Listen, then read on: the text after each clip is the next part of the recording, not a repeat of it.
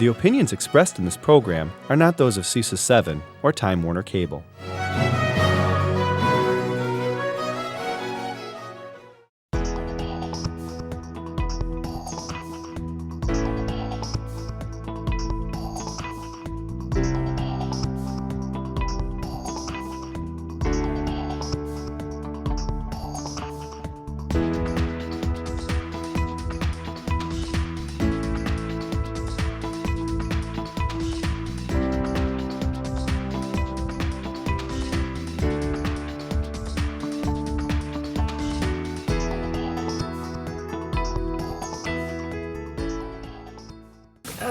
Ed Dorff and Chris Wagner are excused. First we have, first on our agenda is our public forum. This is a time for members of the community to speak to the board on any item. And we have one person that's filled out a form tonight, and when you come to the table, I think you've been at the table before, Heather, so just state your name and address, and keep your comments to about 3 minutes. My name is Heather Piatek, and my address is 3013 Bright Place in Green Bay. Good evening, school board members. My name is Heather Piatek, and I have 2 sons in the Green Bay schools. I'm here tonight to talk to you all about the Gifted and Talented Program services, the protocols, the people who are in charge of it, and the role of the Gifted and Talented teacher at McCullough Elementary School in Bellevue. So why am I coming to the school board? Well, there's some problems that my children have experienced. I'm coming to you as my final resort. Over the past 2 years, I have talked to teachers and the school principal. Last February of 2016, my husband expressed his concerns about our child's well-being and the harmful protocols to the former program coordinator. Finally, over 6 months ago, I spoke with Associate Superintendent John Magus about all of these problems. I also provided John with 2 letters that were written by other parents who had the same concerns. So I want you, my elected officials, to know that my husband and I followed the correct channels with no success.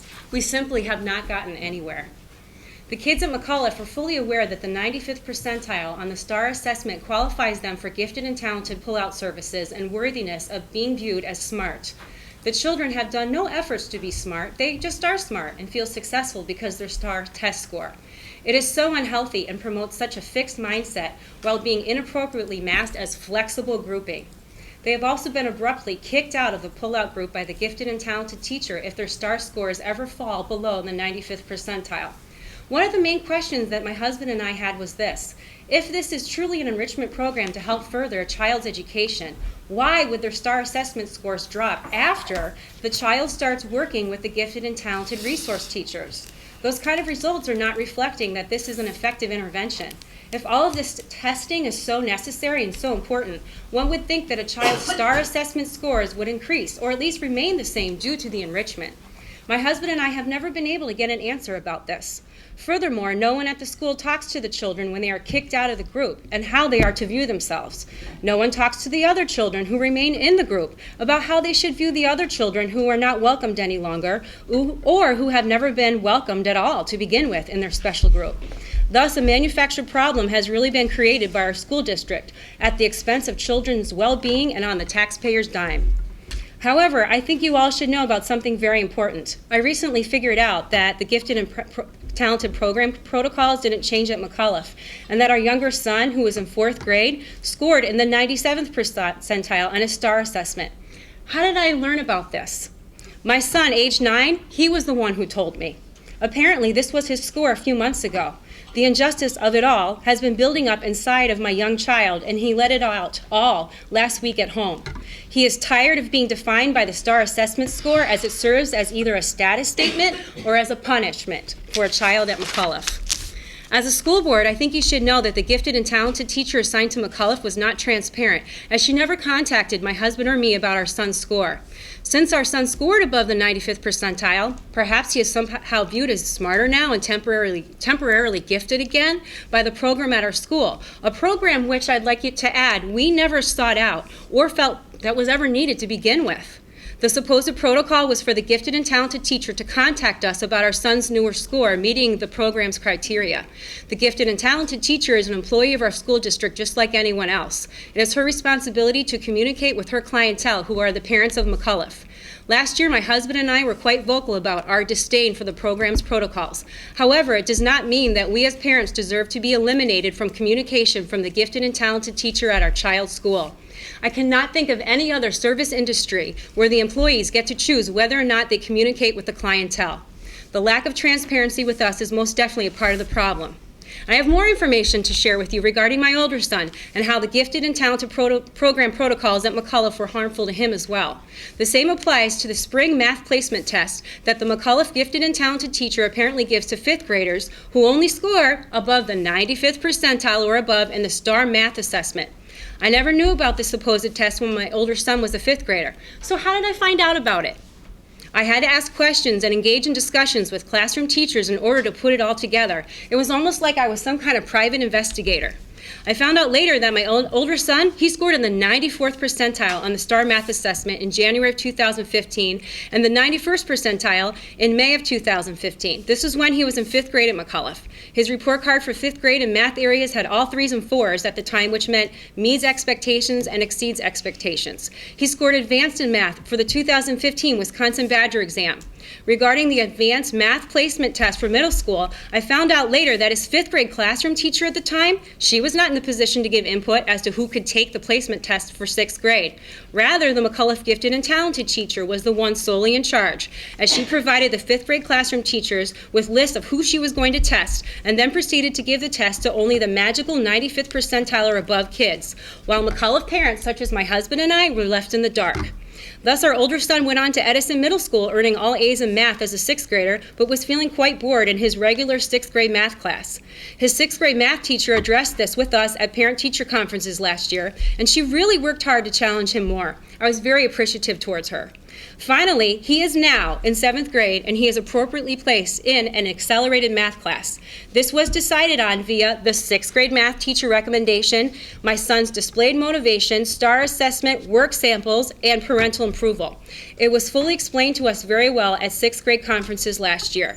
So, our older son's current 7th grade accelerated math teacher recommended for him to be placed in Advanced Algebra 1 for 8th grade.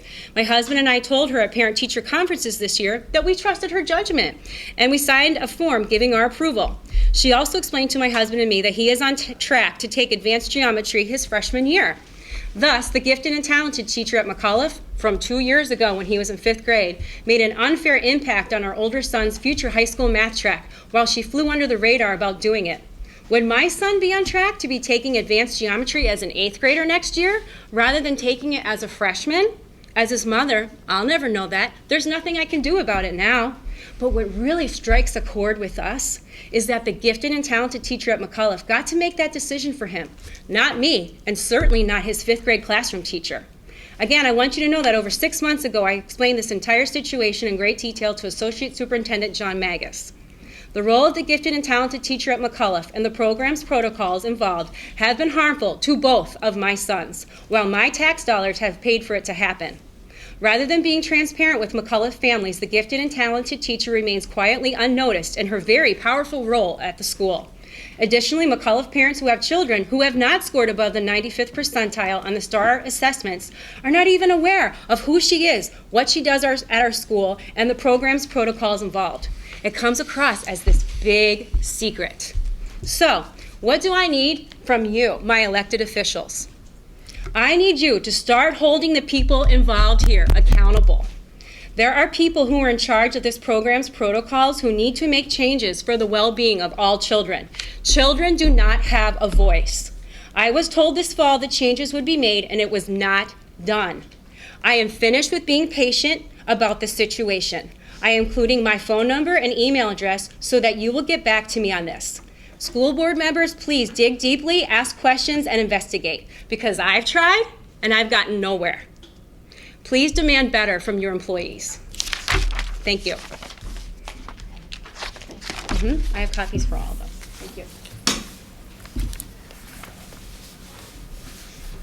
So if I could, I know, thank you, Heather.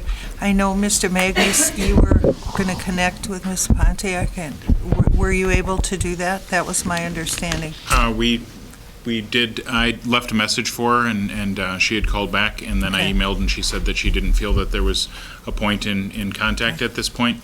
We do have a subcommittee I did that's, not say that. I don't know the exact wording of So, the comment, but so I can look it changes, up. I'm under Yep. the understanding that Changes are they're underway. We have a proposal for a pilot for screening all students. I agree with Ms. Piontek that one measure is not sufficient for measuring the aptitude for students, and that we want to make sure that we're getting a broader range of students identified for talented and gifted. We started work, and we did start work Actually, in the Don, fall. I'm gonna have to stop you. Sure. This isn't But posted. this Sure. can So we be, can't go Yes. into detail. No, I'm about sorry, this but I topic. would be That's glad okay. to provide greater detail regarding our steps to the board and. Yeah. I think it Okay. would be very Thank you. important, and I think, Heather, if I could follow up with you as well. That'd be great, thank you. Thank you.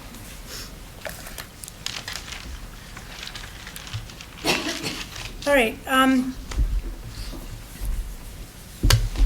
so, we have 5 board members present tonight.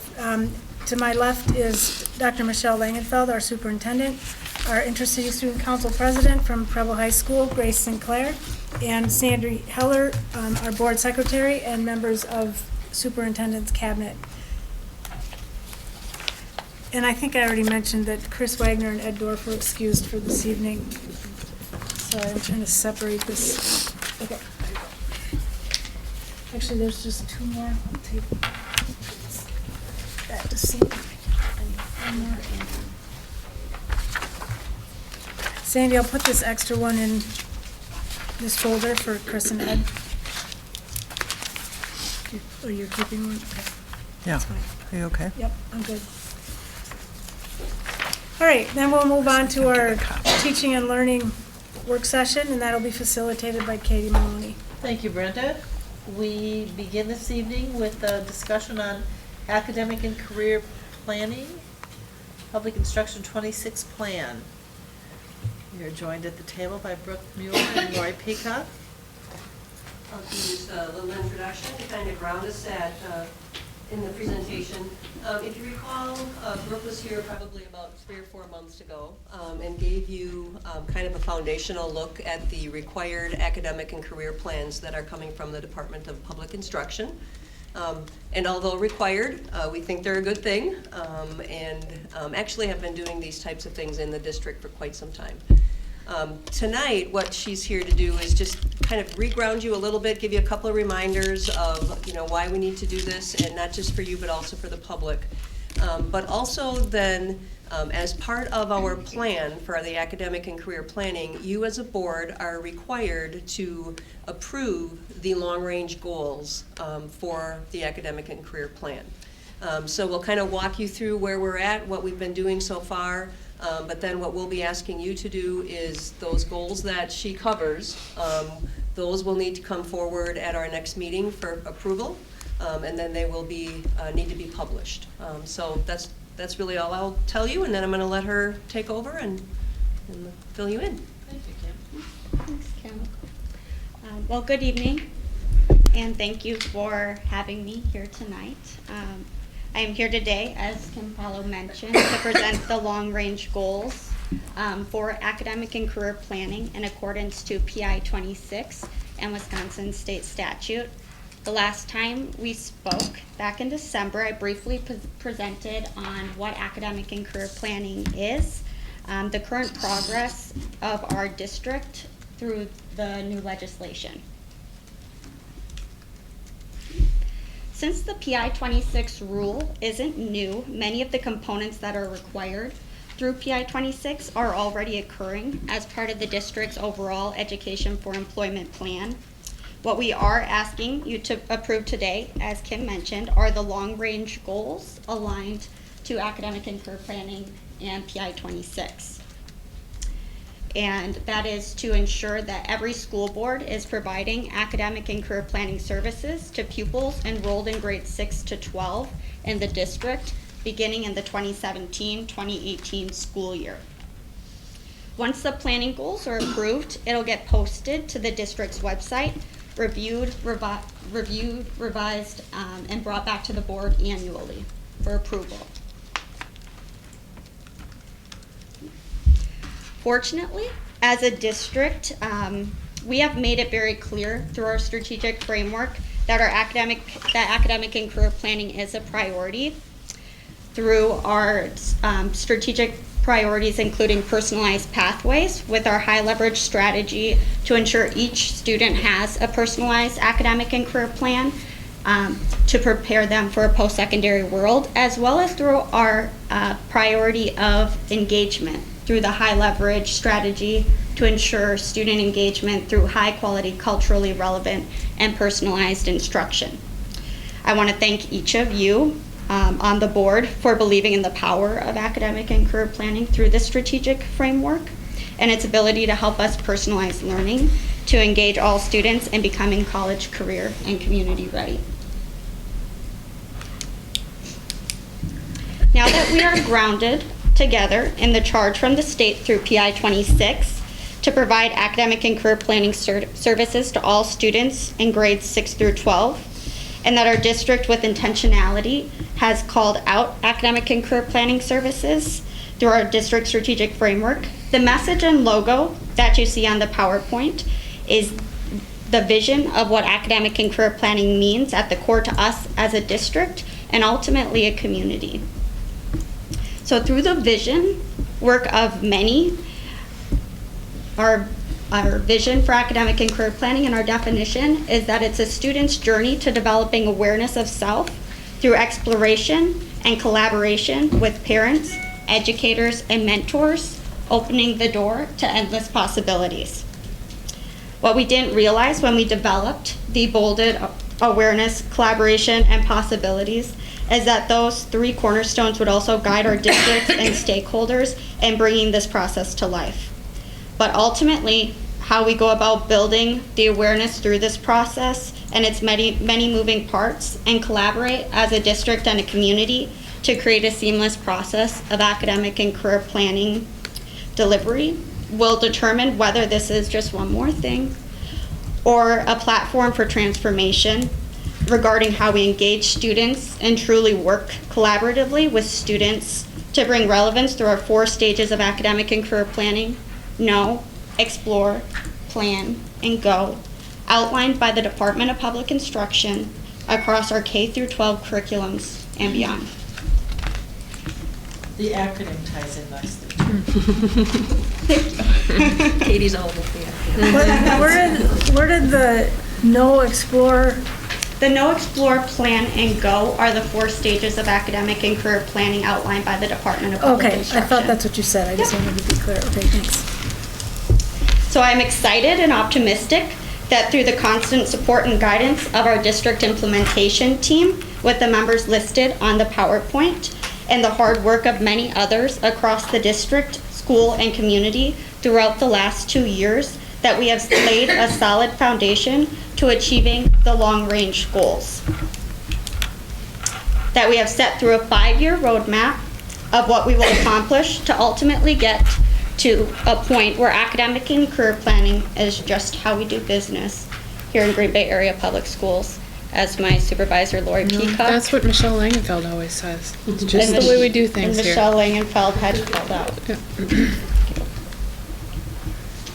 So since this is ultimately a community effort, we have set our long-range goals around each of the key stakeholders above, around our students, our schools, our educators' understanding and engagement, parent and guardians' awareness and participation, our district strategic framework, and our partnerships with community stakeholders.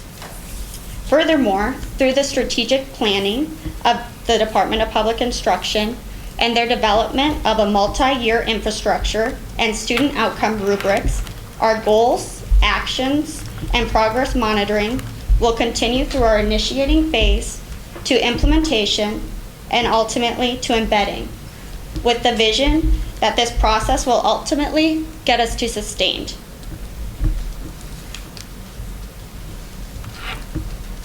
The 2016-2017 school year has been about creating a guiding coalition at the district and the school level in developing a vision in order to move forward with the strategic planning processes outlined through our long-range goals.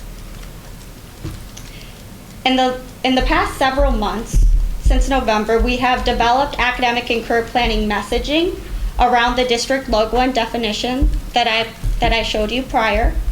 We've developed grade level benchmarks in order to provide developmentally appropriate milestones around the evidence outcome rubrics through those 4 stages: know, explore, plan, and go. We've also developed a district ACP current state awareness of our school level ACP related processes. As Kim Paulo had mentioned at the beginning, our district is already doing a lot around academic and career planning. So this process helps schools better understand the many ways that we're already engaging students through academic and career planning related processes.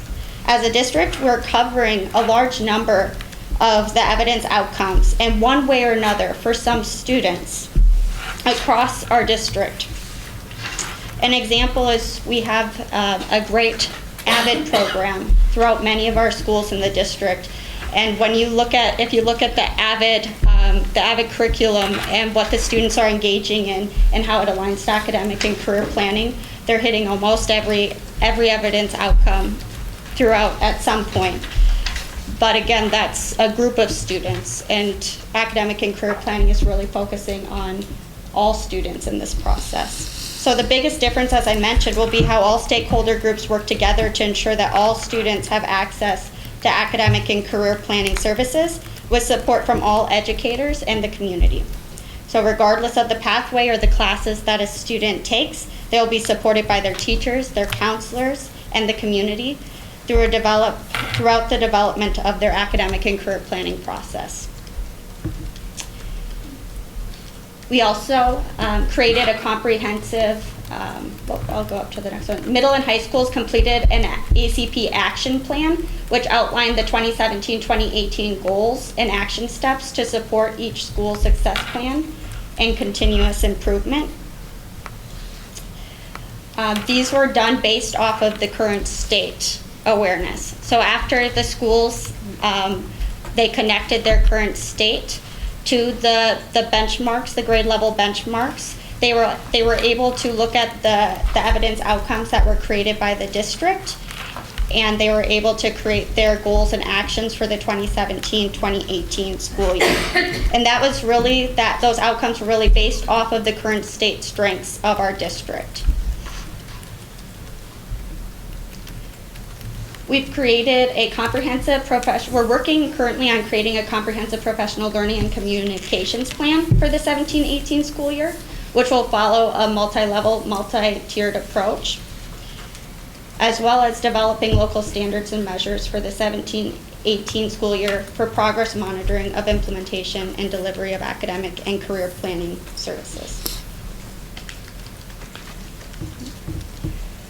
So the 2016-2017 goals and accomplishment have really set the groundwork for the 2017-2018 goals, which include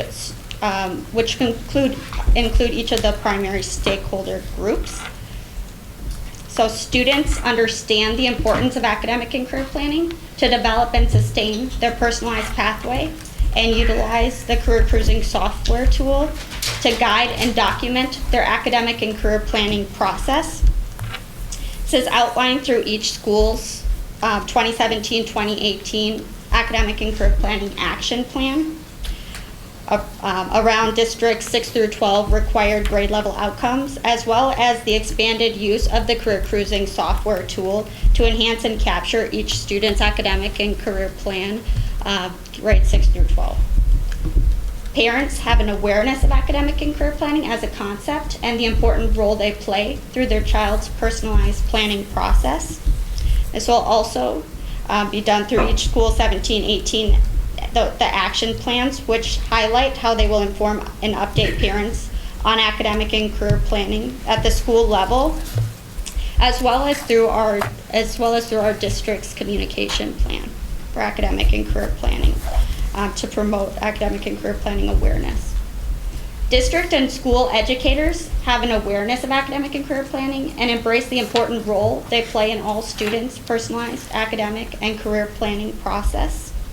Through our universal layer of professional learning. As I mentioned, we're working on developing a multi-tier, multi-layer professional development plan, and at that universal level is for the 2017-18 school year is that all educators have that awareness of academic and career planning. Educators are trained to use career cruising to support all students throughout the development of their personalized academic and career plans. Again, that goes back to that multi-level and going into that second, that deeper tier approach based off of each school's 17-18 action plans and the goals that of where they put academic and career planning across their schools. So we're really trying to focus on taking academic and career planning out of the pockets and how are we expanding that throughout our curriculums and throughout our teaching practices with that infusion of career-based learning. And so that's where each school kind of had that flexibility to decide if it made sense for them to put some of that goal-setting components into their science class, because maybe that was something that was already identified as a strength to them, something that came out in our current state conversations that they were already doing. Then that was what made sense to put into their action plans, and that's where we would support them with that professional learning for the 17-18 school year. And then, Can I just ask a quick question? Yep. Do you mind? no, it's okay. So with that example of pulling it into a science class, Yep. give me a little bit more detail of, so you have a whole class of, 25 or 28, 30 kids, and a pocket of them do not like science at all.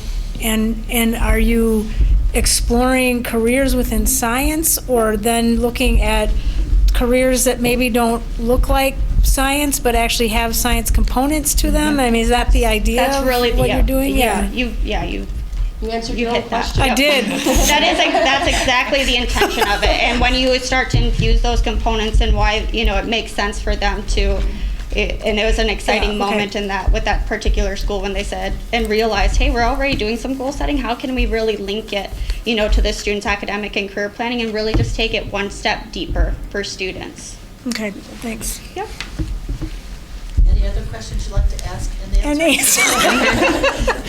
You made that easy for me, thank you. And then the final goal for 2017-2018, that the district conducts outreach to business and community partners through vibrant advisory teams to inform and guide the district's long-range plan.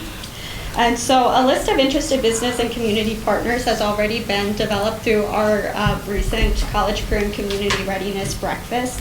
And these advisories will focus on connecting and enhancing academic and career planning, as well as turbocharge work-based learning and our programs of study and pathways. So we're really we're really working on how all these pieces connect to really drive student learning.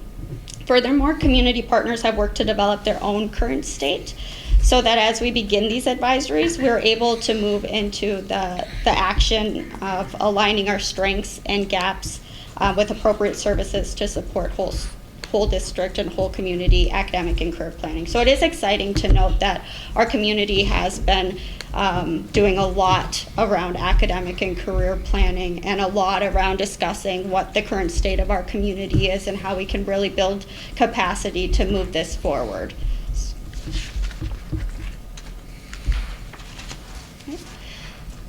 So our goals for the 2018-2019 school year are intentionally more broad and currently span to 2022-2023, as I mentioned before. Are these the ones we have to approve? Nope. Those will be, so these are I'll let you know. So there's these ones, and then there'll be the 2022-2023, the ultimate long-range Ultimate, goal. that's the one we're asking. Yep, and those are the ones that you'll be asked to approve. All right, We're thanks. building up to that. We're building, yep, it's the build-up. Good question, though. With the understanding that our goals will be reviewed and revised annually, again, through the progress monitoring and program evaluation, which is why the piece of that is that these are more broad leading up to the long-range goals. All right, so again, they covered our primary stakeholder groups, as academic and career planning is all about that, the ACP, that collaboration piece, and how we're collaborating through all of these different groups. And so our primary group are students. Our goal is that students receive academic and career planning instruction and opportunities that meet the PI 26 requirements through a developmental and multi-year approach. And this will be done through accomplished through ongoing professional learning for our staff, and as I mentioned, that multi-year approach, as well as action-oriented planning and implementation through the district's ongoing action plans and goals related to academic and career planning. Our parents are knowledgeable about academic and career planning, and schools are continually expanding efforts to increase family engagement in underrepresented populations. This will primarily be built into each school's academic and career plan, as well as our district's communication plan. School level and district teams annually review and build upon their academic and career planning action plans to expand and embed grade level evidence outcomes and infrastructure components. So each year the goal is to expand upon the evidence outcomes. As I mentioned, for the 2017-2018 school year, we're really focusing on those current state strengths with the knowledge that as we build capacity and we continue to build on those collaborative relationships with our community and business partnerships, that we'll be able to expand on those evidence outcomes. And as that professional development is continued to be provided to more of our educators. Educators use their academic and career planning awareness and knowledge from professional learning to infuse academic and career planning into their teaching practices. So it'll be more important for us within that goal to develop a measurement that helps us gauge whether or not the professional development and plan are ultimately leading to academic and career planning becoming more embedded within the classroom. And community and business partners work collaboratively through advisories to build upon the district's goals through strategic planning of services and opportunities provided to enhance students' academic and career plans. And as we progress with the advisories with our business and community partners, the intent is that they will become more action-oriented and ultimately that they are involved in the PI 26 planning and review process annually. And I just had at the bottom that these goals, again, reviewed and revised annually with approval from the Board of Education.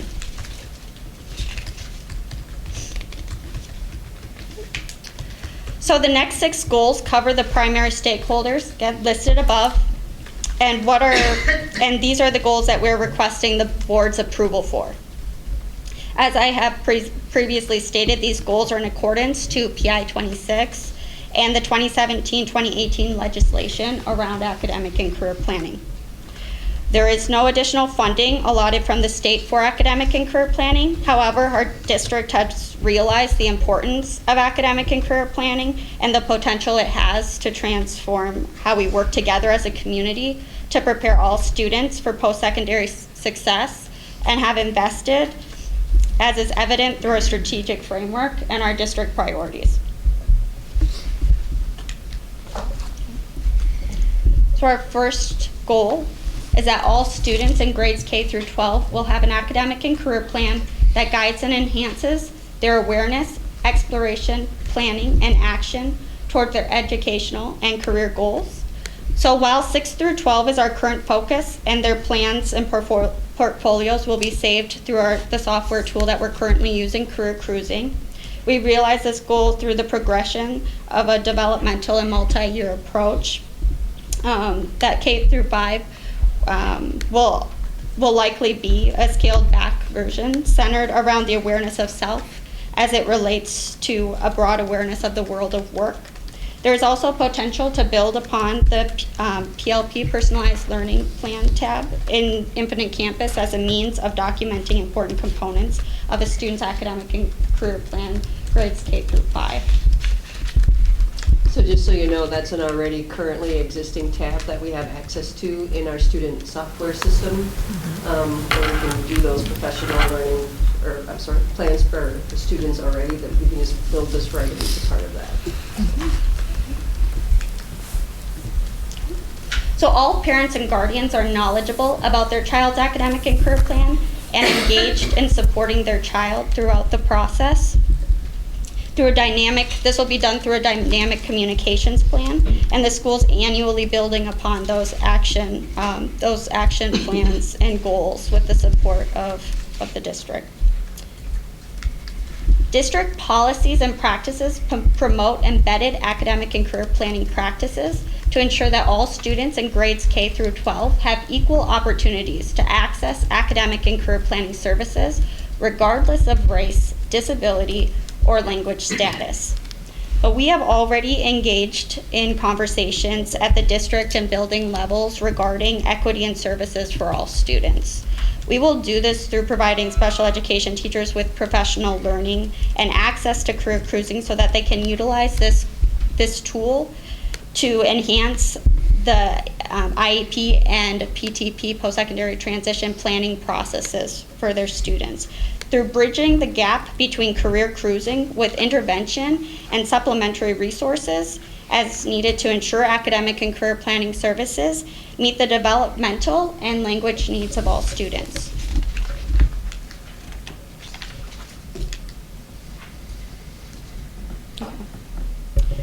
All schools embed academic and career planning across their collaborative learning team structures, curriculums, and school culture. This will be done through the multi-layered, multi-tiered professional learning plan, which will ultimately ensure that all staff receive relevant professional learning and embedding academic and career planning components throughout their curriculums. Open it, skipped one. Okay. All educators are actively engaged in making relevant connections and supporting students through the academic and career planning process, through the dynamic communications plan, and school building annually building upon their action plans. And community stakeholders are engaged in ensuring all students have multiple opportunities through their education to connect classroom to learning to relevant career and community-based opportunities through a comprehensive academic and career planning process, through the growth and development of the vibrant advisories mentioned before. Oh geez, sorry. So those are the goals. So those are the goals for approval. Thank you, Kim. All right, so our communication and next steps. So as I had mentioned, the communications team is developing a comprehensive communication plans for educators, parents, business, and community partners. The initial layer of communications is the district website. This will help stakeholders, including parents, understand what academic and career planning means for our district and how it fits into our programs and planning within and throughout the district in the PI 26 plan. The website will also provide information on what students can expect to complete in the 2017-2018 school year around academic and career planning. This webpage is a layer of the long-range plan and goals that are presented today, and which is in development and is linked to the slide as well for your reference. Because it also highlights the other components of the PI 26 plan, such as some of those labor market areas, links to some of our program areas and CTE components, because those are all additional elements of the of PI 26 plan. Okay. So just, if you could click on there, I just want you to see under construction, I think it should be live. How do I?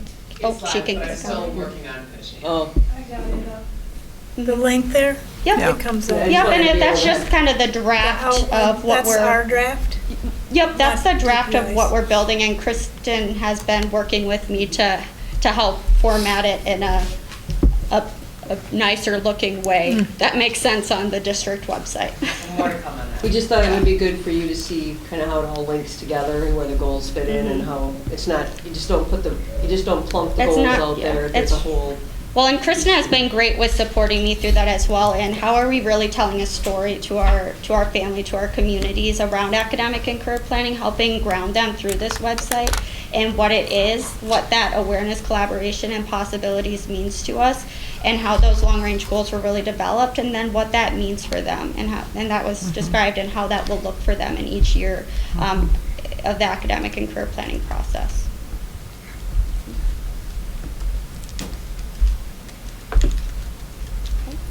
So I do want to take just a moment to thank you all for giving me the time to present these long-range goals. I'm excited and optimistic, as I stated before, to continue the work moving forward, and confident that with the support of our community, we will continue the work to move toward academic and career planning through that initiating, implementing, and embedded stage to ultimately get to our goal of sustained.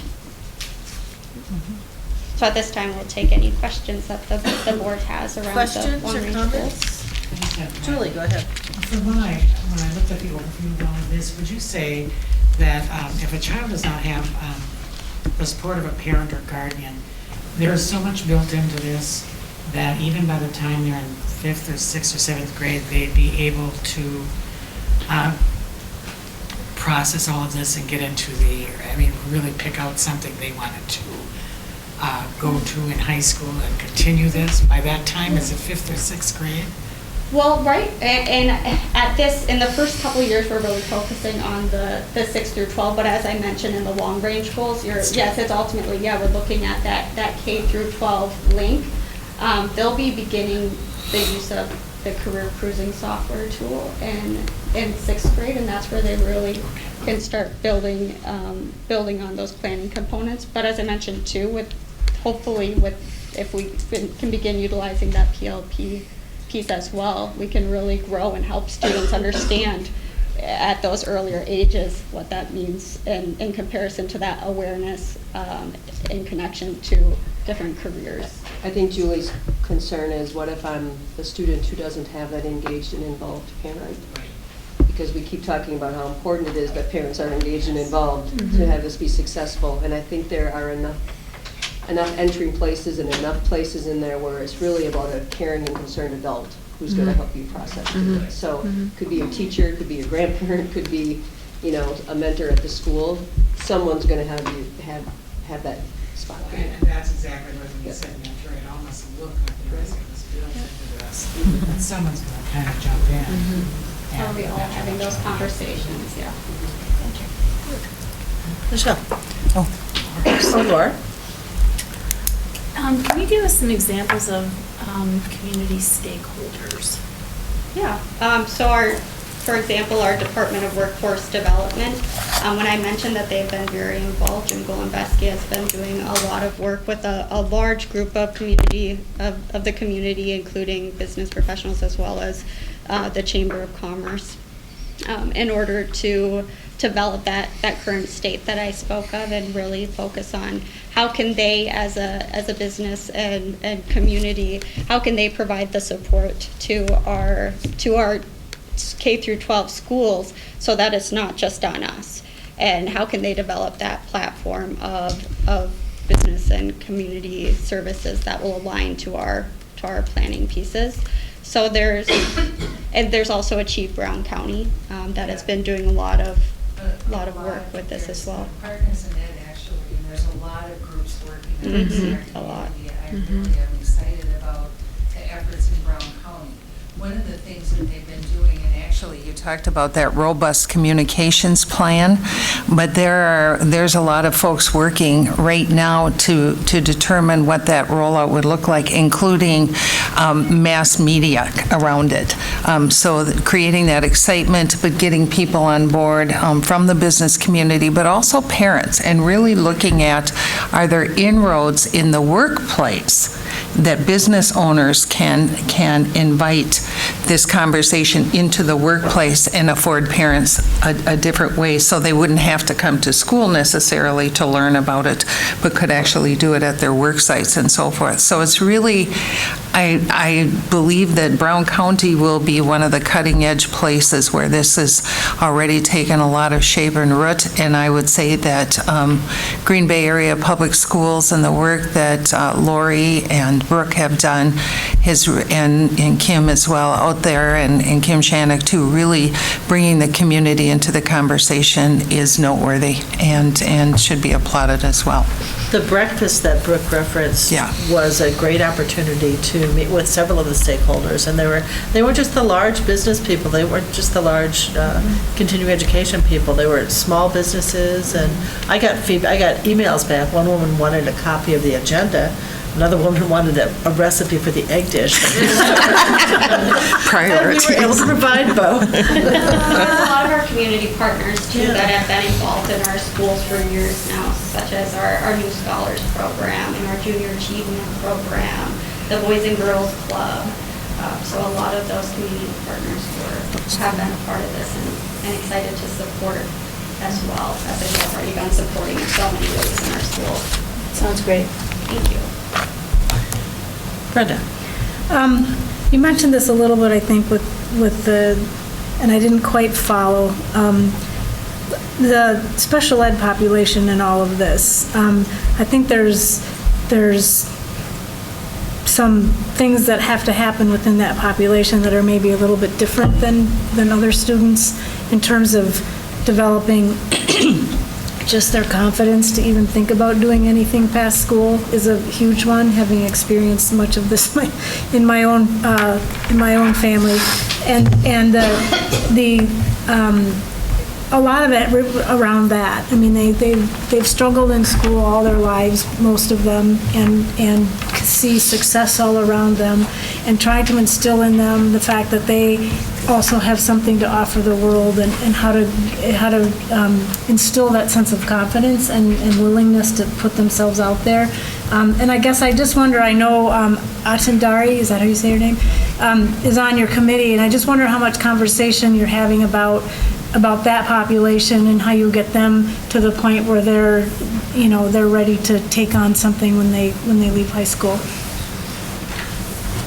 Yeah, and the conversation has been developing around that piece and around special education, knowing that that is a vulnerable population, and there needs to be a deeper conversation of how are we really ensuring that we're meeting each of those students' needs and supporting them through the process. And I did mention that we really see, that first piece of ensuring that the special education teachers have that deeper level training into the career cruising software tool, because something that had come out a lot was that, through the annual IEP or through the post-secondary transition planning, if they were able to have that access to those goals, short and long-term goals that students will be setting within career cruising, as well as all of the other myriad of assessments and opportunities that students are going through in there, that it'd really help, when they have those meetings with their mentors and with their support professionals, to really be able to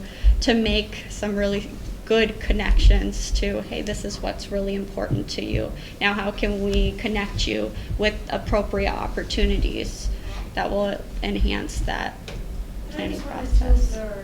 Community members who were in the special ed population who are out working, that, engaging them as that community mentor link to say, and then to say what they struggled with and how, just their story, so to speak, in terms of giving students the idea that I don't have to be successful at everything in school in order to find a place for myself out past school, because I really think that's just a huge challenge. And I think it goes back to Julie's point, if you have a incredibly supportive, involved parent, that parent's going to take them through that whole process. But I often wonder what happens to the kids that don't have that, in terms of how they even begin to navigate that process. Because I just know for my own self, it's just a huge ongoing process for me to continue to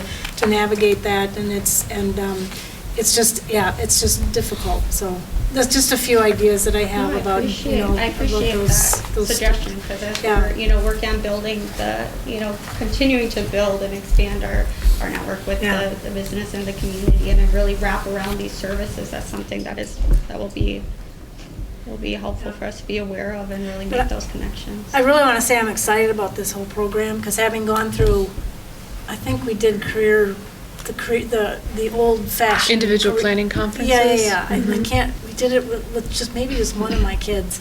And I just remember feeling like it was this checkoff thing, and hurry up, you got to decide today, and we're going to check some things off, and I don't see that at all in here, and so I'm really excited about the potential that this has as we work through the process of really allowing kids to explore without locking them into something, and to say, well, today I'm interested in this and I'm going to explore this, but in 2 years when I go back and revisit it, might be something completely different, and to keep those windows open. So I'm really excited about this. Well, thank you for saying that, Brenda. I appreciate that. Thank you for your comments. Sure. Any other questions or comments? Did you get what you said what you were going to say? I did. You worked it in? Good. Well, it just flowed. I'm glad. Brooke opened the door and I just went in. Walked right in. Just walked right in. All right. Well, that being said, we will move this forward to the regular board meeting. Thank you, Brooke, very much. Thank you. Thank you all. Thanks, Lori. Kim? So Lauren Peacock sits here nice and quiet and doesn't say much, but she's been very important Oh, yeah. in this as well. So, and she's been a really good mentor for Brooke to join us and move things forward. So I can't say enough kind things about Lord Peacock and this, unfortunately. I'll take 5 minutes to Okay, as we move on from this mutual admiration decided meeting, go on to our next discussion item, Equal Educational Opportunities Policy. And Melissa's going to lead us through this. I'm going to kick off. Vicki Byer was going to join us tonight, and unfortunately, she is not feeling well. So Vicki She doesn't have it. She might have DOD. Oh. Yeah, like what Kim has, and Michelle had. John stay home, not to had. spread it. It's going around. It's gone. Yes. So I would like to thank Vicki's staff. This process for the policies that are coming before you tonight really started last summer, when we took a really big deep dive into our Title IX processes and policies and procedures, and really examined our compliance with what the federal government was at the time requiring us to do. We spent several days this summer putting process in place for our Title IX complaints and investigations and reporting and education of both staff and students. We then rolled that out to principals when they returned this summer in August. We brought in a gentleman who was the compliance officer for the Kansas City School District, who focused solely on compliance for Section 504 and Title IX. And he did staff development training for us here in the district. He also reviewed our policies to make sure that they were compliant and offered a number of suggestions. So we're bringing forward to you tonight the revised policies and working with Mr. Altman from the Kansas City School District, as well as examining the requirements from the federal government, and as well as looking at best practices through the WASB model policies and other school district policies. So the first policy we have before you is Policy 411, which is the Equal Educational Opportunity Policy, as well as the rule number 1, Equal Educational Opportunities Complaint Procedure. And again, as we are revising policies, we want to make sure that the purpose of the policy is consistent with the board's mission and vision. And so we are putting the purpose of the policy right up front in the policy itself. And then we've moved definitions that will govern the policy and the rules to the policy so that that's transparent as we work forward. And really the rest of those changes in Policy 411 and Rule 1 are surround the protocol that needs to be in place for a complaint procedure, the identification of who complaints may be filed with, that they may be filed directly with the Office of Civil Rights, the steps that the district will take to prevent reoccurrence, that retaliation is prohibited during the investigation, and the establishment of a records maintenance process. So that's the summary of that policy and rule. If anyone has any questions on that policy and rule. Questions or concerns? So we're looking at 411, and 411 Rule 1, right? And then I asked Ellen to provide us with the cleaned up copy for 411 Rule 1, just because I had a hard That time was reading passed out it. this evening. So that's what you have in front of you. That's good. This makes it easier to read. Changes.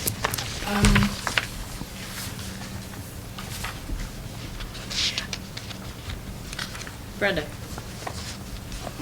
Okay, let's see, it's page 3, and it's Roman numeral 3C. You in the policy or the rule? I'm in the rule, the policy. The policy, okay.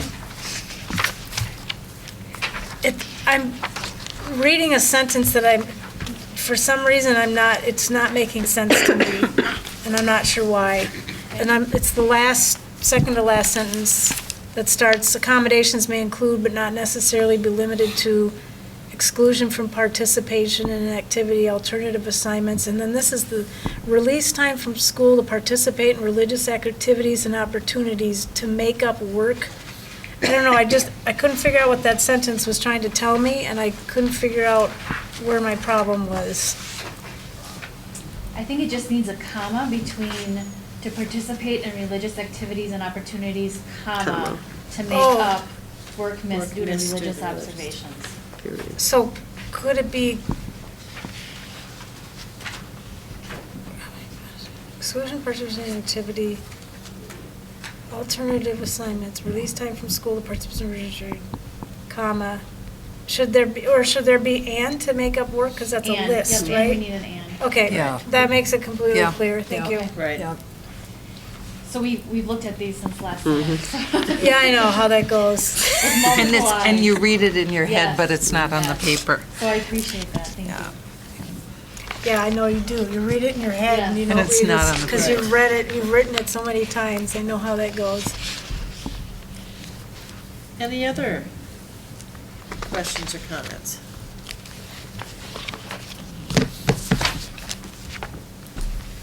Are people still reading, or are you? No, I'm good. You good? You're good? Okay. We'll move that one forward.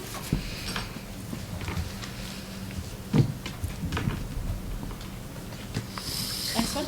Go ahead. Okay, so then we have policy 411, Rule 2, which is non-discrimination guidelines related to students who are transgender and students non-conforming to gender role and stereotypes. If you recall, I believe it was a year or 2 years ago that we amended our non-discrimination policy to recognize no discrimination of students who are transgender or gender non-conforming.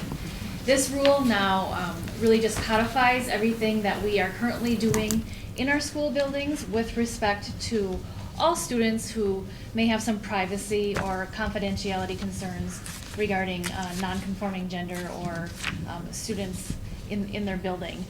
We took a very long look and did a very long policy analysis on the WASB model policy that the Office of Civil Rights has noted to be a model policy throughout the nation.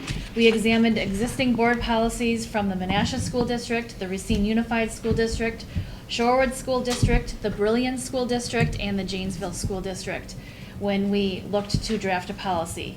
As we examined that language, we also met with various staff members across the district, and really, I don't think she's here tonight, but Beth Wetzel-Grazianelli, who is at East High School, was instrumental in putting this policy together. She worked with staff in the middle schools and high schools and elementary to see what was going on in their buildings and how to meet the needs of all students in those buildings. And so we modified that model language and language from example school districts, and we put together a policy to meet the needs of the students here in the Green Bay School District. And Brenda had a chance to talk to me before the meeting tonight and had a suggestion, just to clarify again that this policy, or I'm sorry, this rule applies and meets the needs of all students in the district. In section 4A, we are going to pull out the second sentence and make that its own paragraph to indicate that all students, regardless of gender status, who have a need or desire for increased privacy regardless of the underlying reason, may be provided with that single access restroom. And that is what we are currently doing in our buildings as well. And I know that Mr. Becker has had some conversation and questions about the ability to access single restrooms, and we have that in all of our buildings.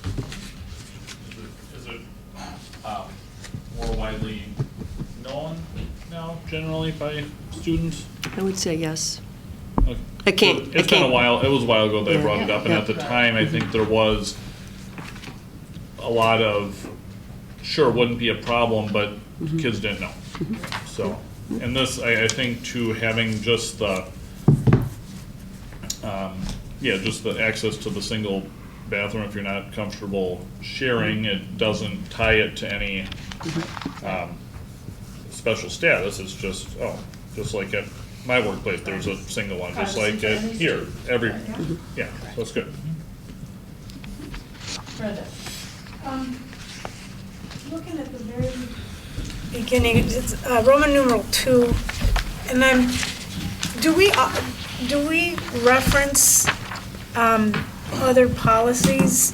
Because I noticed that it's referencing, it's kind of referencing other policies that we have for discrimination, harassment, and bullying. But I didn't, and this is a rule, so maybe it's in the policy. Yeah, we do not cross-site to policies in the rule, but if you look at the policy itself, that will cross-site to those other policies. So the 411. Yep. Okay, all right, thanks. Any other questions? Hearing none, we'll move that forward. Okay. The next policy is policy 411.1 and rule 411.1, which is harassment and/or bullying by or towards students. And I'm going to separate out, because the next policy we're going to talk about is policy 411.11, and that's sexual harassment and sexual violence towards students. We are required to have two separate policies. One that addresses sexual harassment and sexual violence, and then one just addressing harassment and bullying. So that's what we're going to talk about first. 411.1, harassment and/or bullying by or towards students. Again, this policy is largely revised to reflect the requirements of reporting and defining that interim measures can be put in place, and the process, an appeal process that could be available to both the alleged target and the alleged perpetrator, and then indicating that discipline will be imposed for violations of the policy. And this is what is required by the federal government in a harassment and bullying policy. So again, just pulling out what that purpose is and pulling out what those definitions are, and then providing a much more transparent policy, or I'm sorry, procedure for individuals who want to report harassment and bullying.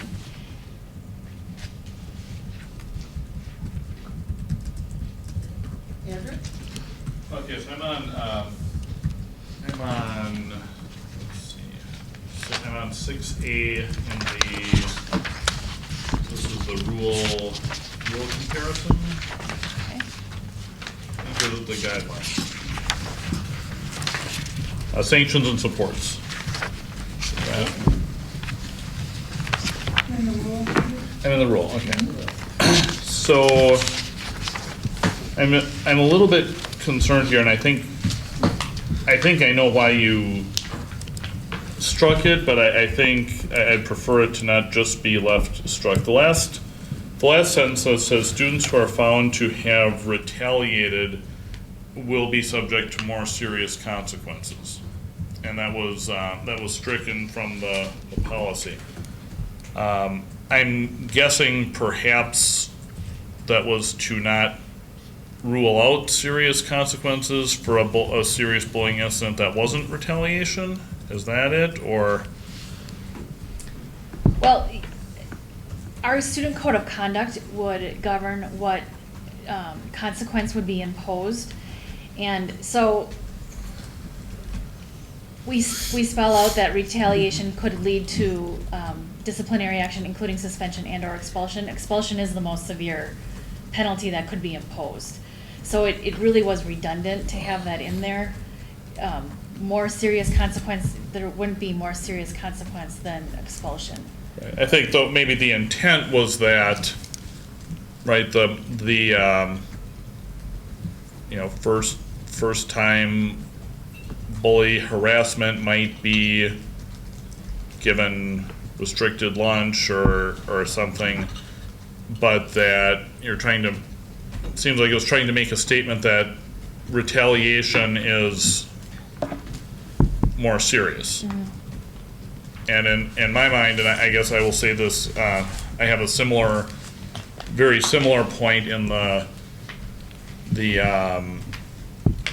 employee-to-employee relations policy. I just feel really strongly that intimidation, that retaliation for exercising your rights is, although yes, an individual act of bullying could be an extreme act that would warrant expulsion, of course, that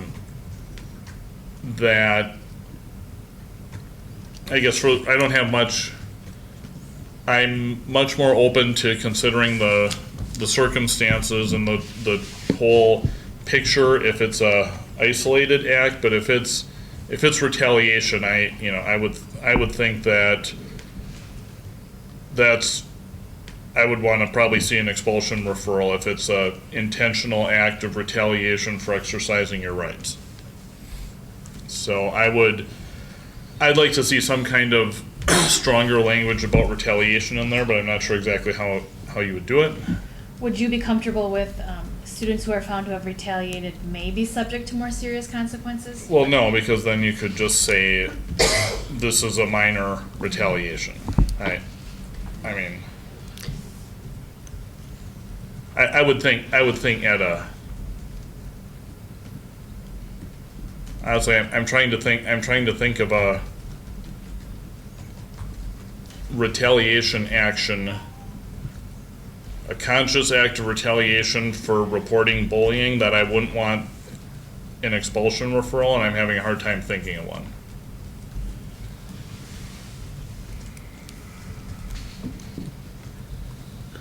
But we don't really have anything between suspension and expulsion. Well, I mean, there's abeyance where the student is put on a contract and could lead to expulsion later. There's a transfer of placement where a student could be put on a contract and put in a Sure, but I mean building. I'm wondering if we can, if we did break it out again and indicated that something to the effect of retaliation,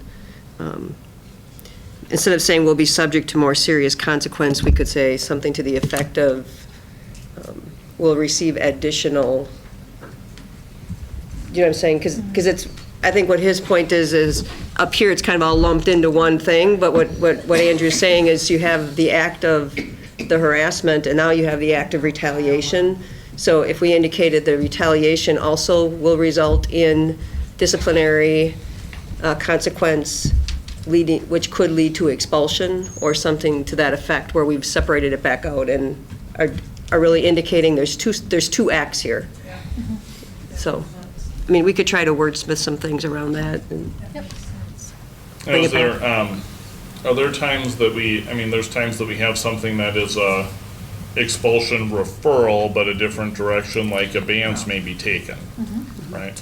So I would almost, an expulsion referral doesn't automatically mean they'll be expelled, but often something more drastic will be taken. I'm kicking around whether I would like to say students who are found to have retaliated shall be subject to an expulsion referral. I'm a little bit nervous about that because that may violate due process. So we look at the severity of the offense. There's a number of factors that go into making an expulsion referral, and explicitly putting that in the policy, I have concerns about due process violations. So who are found to have doesn't imply that there was a due process that took place, though?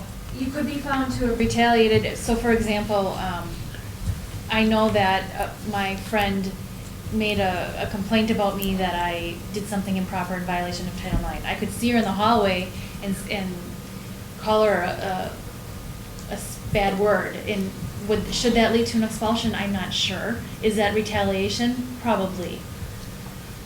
So, I suppose, yeah. I was thinking of, something more, I get it. I guess I would be, if there was something like Kim was saying about additional, something that sends the message in that policy that it's taken, it's taken even, of course, yes, yes, your example could be a retaliation that's much less damaging than the initial bullying, which could be physically harming someone. So, okay, thank you. We'll split it out so that you can see that there's actually two actions happening. Right. And then there would be additional consequences, and depending upon the severity, you could determine. Right. Okay, thank you. We'll find some more. That's a good catch. Okay. Anything else? Hearing none, we'll move that forward. And then policy 411.11, again, is the sexual harassment, sexual violence by or towards students, and the rule for those complaint procedures, very similar to the previous policy and rule that we had just discussed, providing more transparency in the procedures for the complaints, and then indicating that the district is required to put interim measures in place while the investigation is taking place.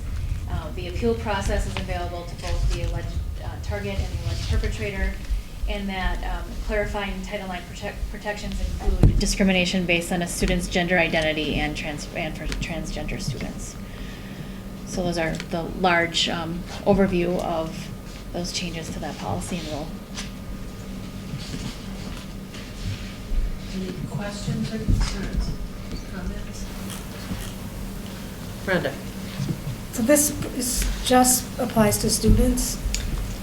This applies to students on students as well as staff on students. Students Correct. as victims. Correct. Students as victims in this one. Correct. Because there's nothing in the title that says it's for students. It says by or towards students. Where?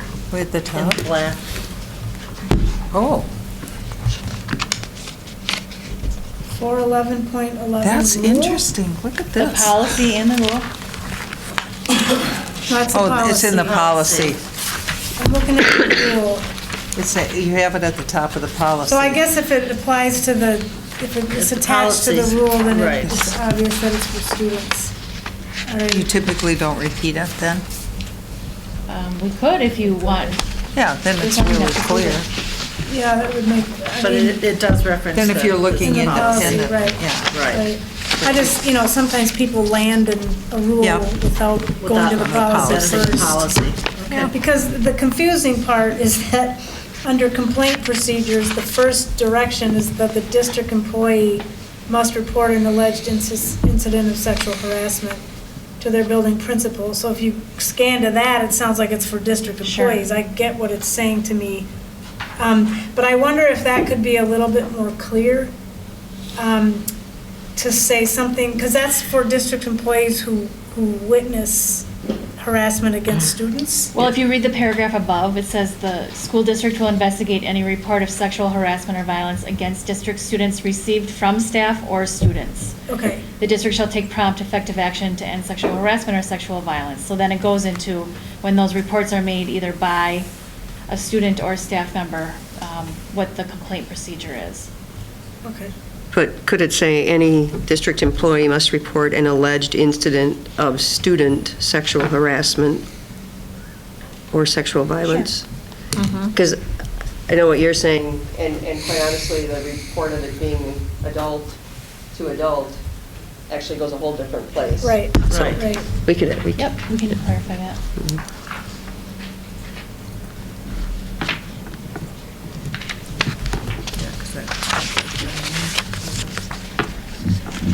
And I have another question. No, go ahead. Page 2, it's under C, so 1C.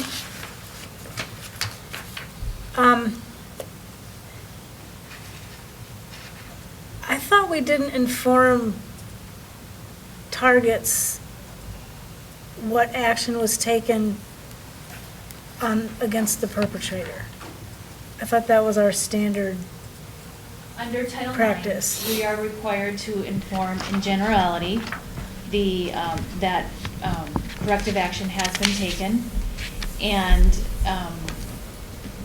that relate to the target and any remedies or anything else we put in place. So for example, if there seems to be a breakdown in the reporting procedure, we would indicate that the alleged perpetrator you will no longer have contact with the alleged perpetrator in the classes you had with him. We won't tell the alleged target what classes the perpetrator has been reassigned to, but so that they know that that won't take place. Okay. And then if there was a breakdown in the complaint process, we would have to include in that documentation that we have taken measures to make sure the timelines are being adhered to or that the proper channels are being contacted Okay. with the complaint procedure. So we're more generic with what we tell them. 'Cause Correct. That's, yeah. Correct. That's what drives parents sometimes crazy, because they don't know exactly. Yep. If a student was suspended, we would say disciplinary action was taken Yeah, against okay. the student. So that covers, that describes the action that we would Correct. take, okay. And that's required by Title IX itself. OCR requires that. And then the last one is page 4, the very bottom of page 4. I assume that. Can you just tell me which section we don't have page numbers. Oh, 4, section 4, appeal. Yep. So it's the very last sentence on the bottom of that page. I assume we are requesting this because it makes sense that we might be able to resolve the issue before they all go all the way down to the state. Correct. I'm wondering if we can put like the reason why, in order to expedite the process, the district, whatever the reason for requesting that is, you can wordsmith something in there, just so people understand the reason why we're making that request, because it is a request. They can technically go straight to the state, correct? Correct. Yeah. So just give an explanation so that people understand why we're making that request. This language is in the other policies too, Brenda, so we'll go back and we'll change it, okay. in all the Yeah. other ones where it is.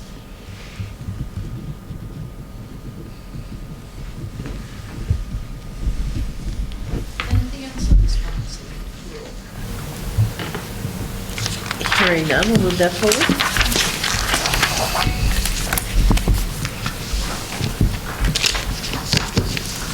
And then we have policy 511 and rule 511, equal opportunity employment, and these are the policies geared towards staff. And I'll do a quick introduction and then kick it over to Jean. I want to thank Terry Willems, who is here as well. She worked quite extensively on revising these policies and rules and did a lot of hard work to get these ready and to bring tonight, so I wanted to thank her. The policies have been revised to further clarify, as with the student policies, a more transparent process and reporting procedure. A large change that we made, although this is kind of how in practice it had been happening, the old policies indicated that the equity coordinator would oversee any complaints and do the investigations. It's now put back with human resources, and if human resources is alleged to have been the violator, there is a process for somebody else to do that investigation. But really, this is a human resources issue, and it belongs in the role of the human resources to investigate.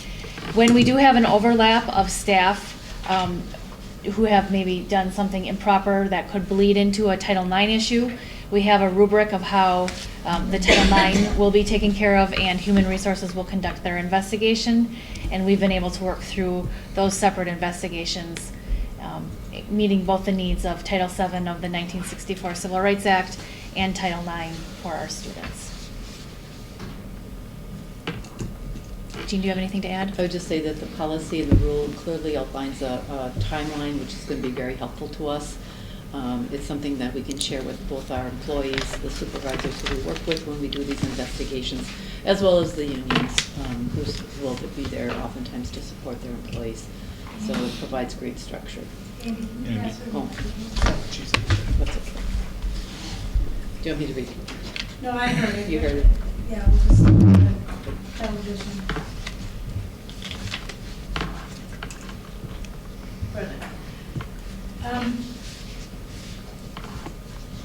There's the very first paragraph on the policy. It says, district shall be conducted so as not to unlawfully discriminate, and then I'm going right down to an arrest or conviction record. Now, there's law in there, I assume, for when we can discriminate for arrest or conviction records, and that's in law? Correct. Does not have to be in policy? Correct. Okay.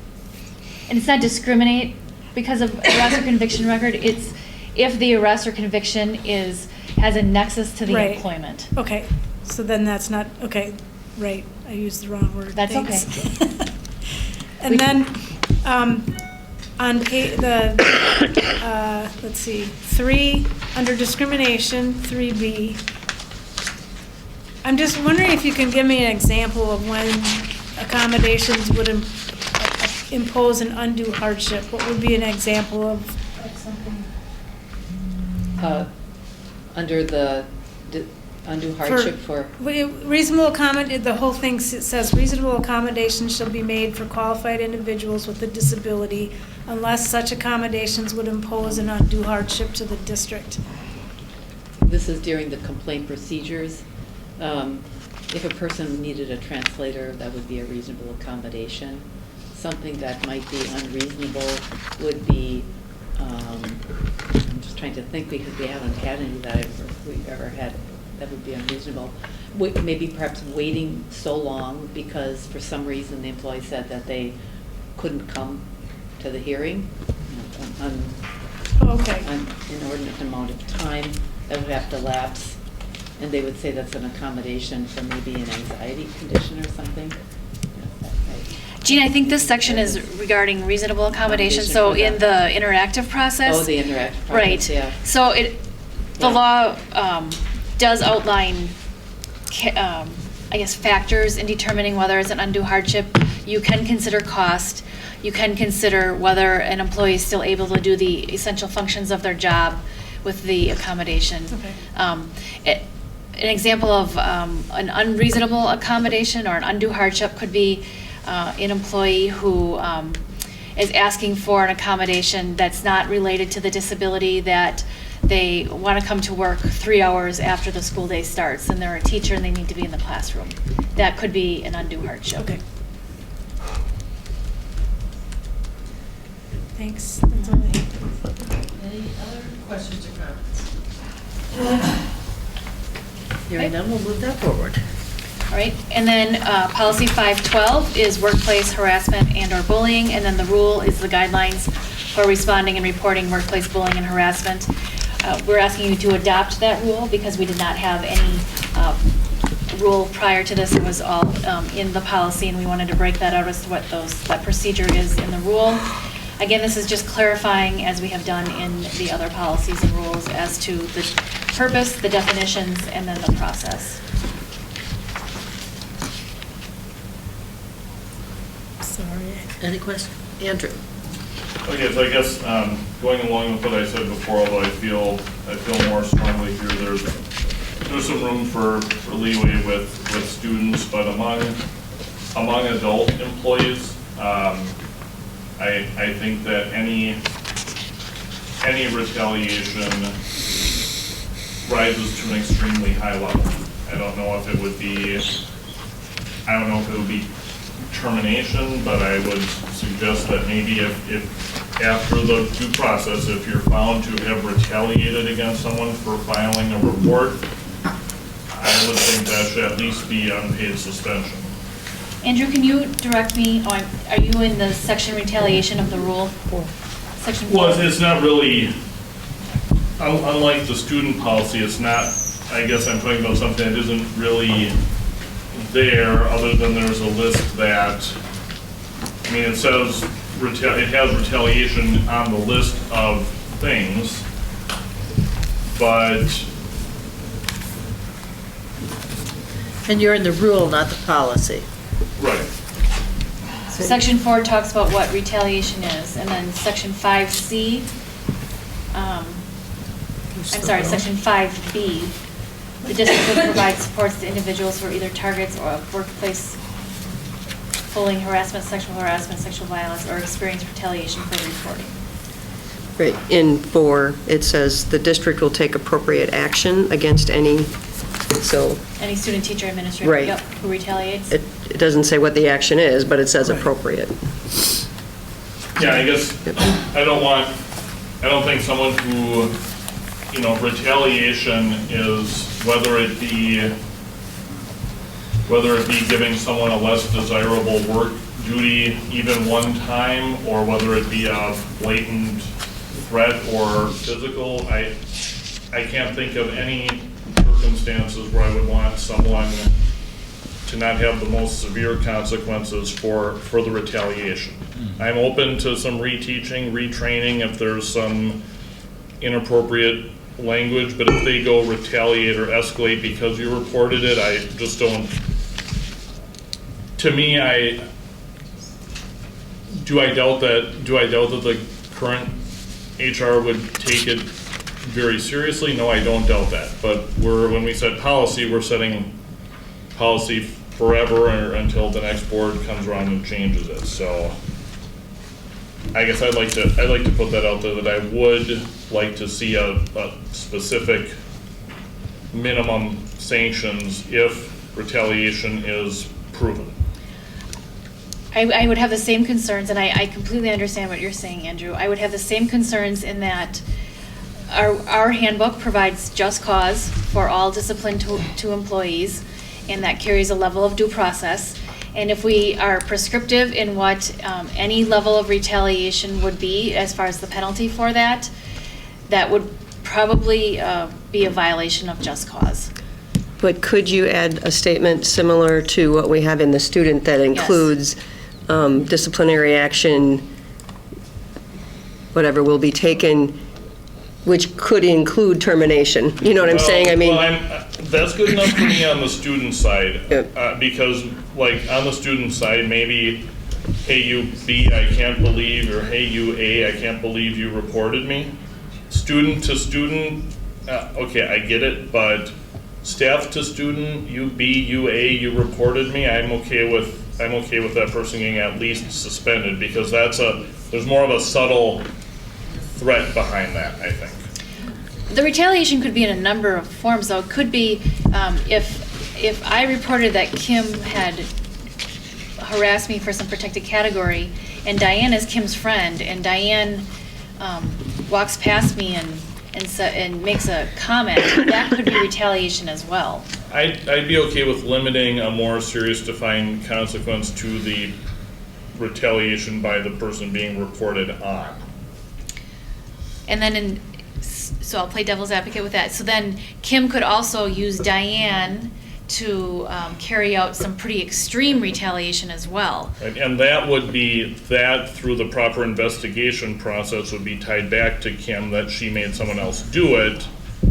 So I thought of that too, but using a third party after the proper hearing, I think would mean the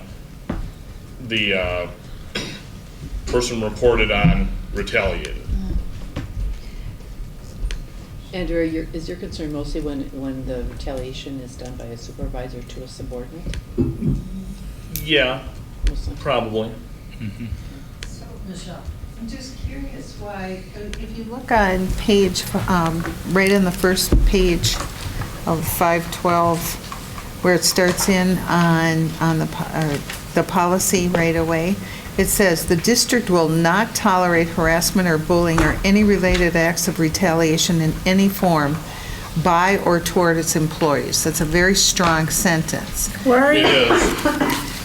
It's right inside here. So my question is, in terms of the reporting procedures, when you get to the rule, it seems a lot softer. When I read that, it's like, boy, don't even think about it, as opposed to here where it says retaliation and number 4 in the rule, there shall be no retaliation.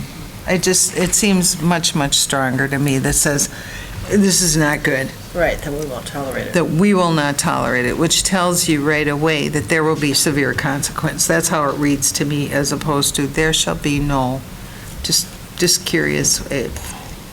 this is So much the stronger policy- language yeah, in the policy. language is the overall governing language. Okay. And then the rule is the implementation of that language.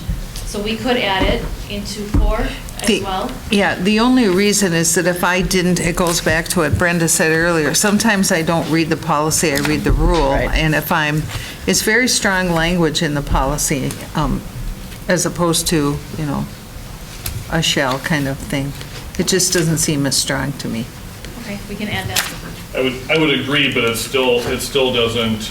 Clarify. Well, it still doesn't Strong change. It still doesn't change the fact that the retaliator could merely be written up. Well, that would not be compliant with just cause. And there is an appeal process in here as well, if that is the case. I think sometimes when you think you're fixing something in one area, you're breaking it in another area. And my concern is the district is committed to just cause. We have the steps in the employee handbook.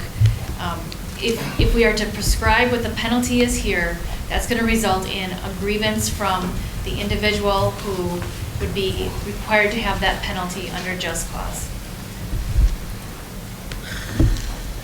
Which we should win if we're limiting serious consequences to serious offenses.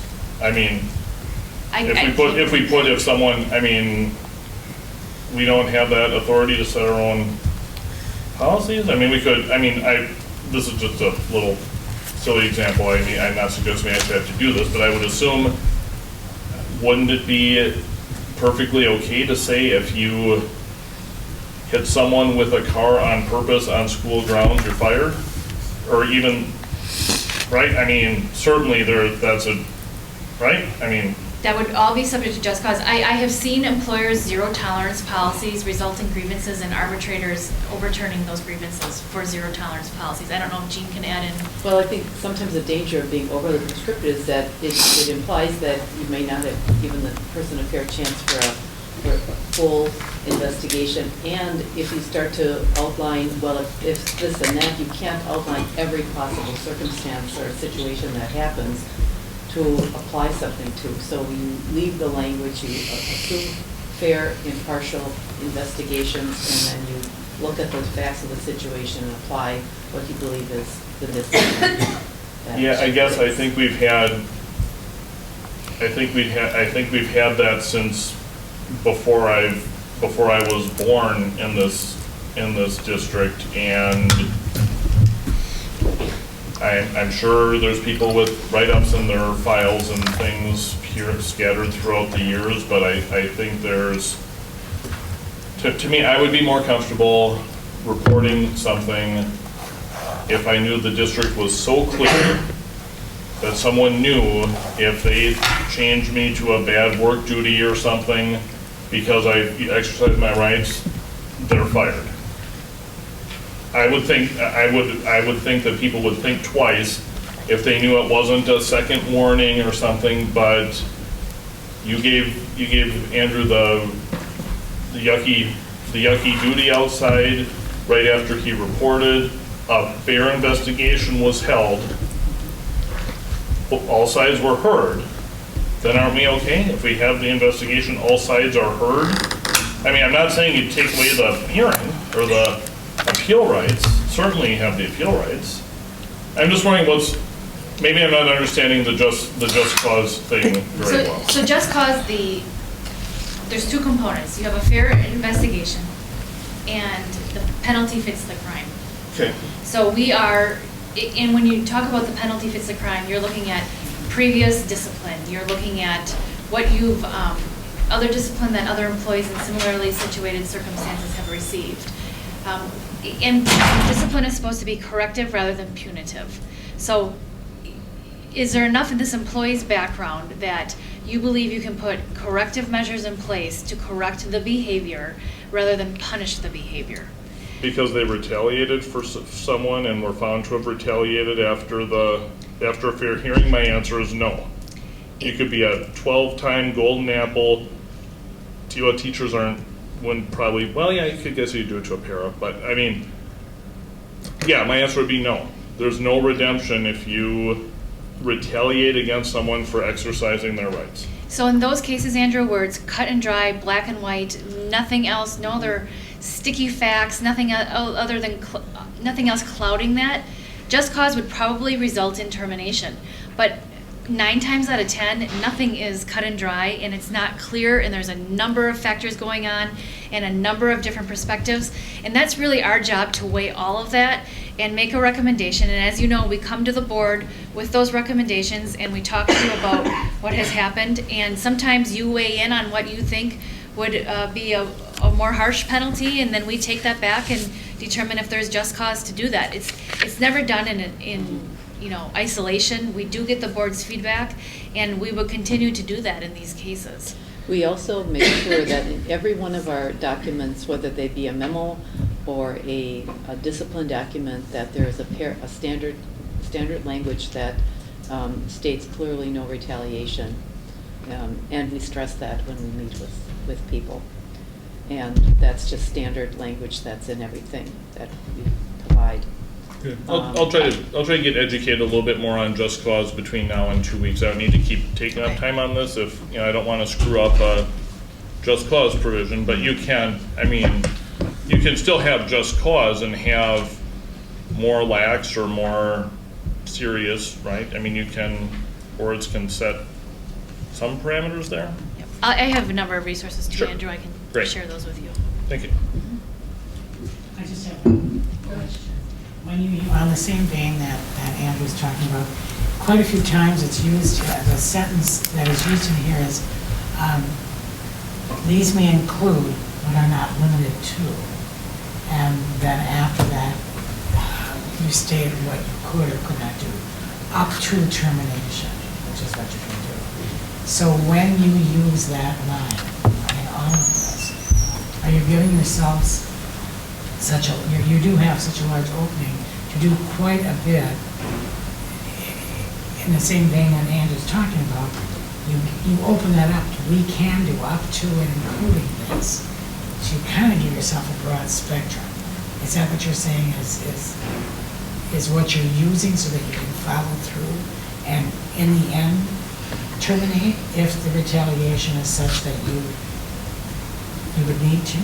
Yes. But you leave that open so that you can investigate and follow through right at the termination. Correct. That's what I'm getting from it. But That's why you use it quite a bit, so I don't know why. well, but I guess because I don't want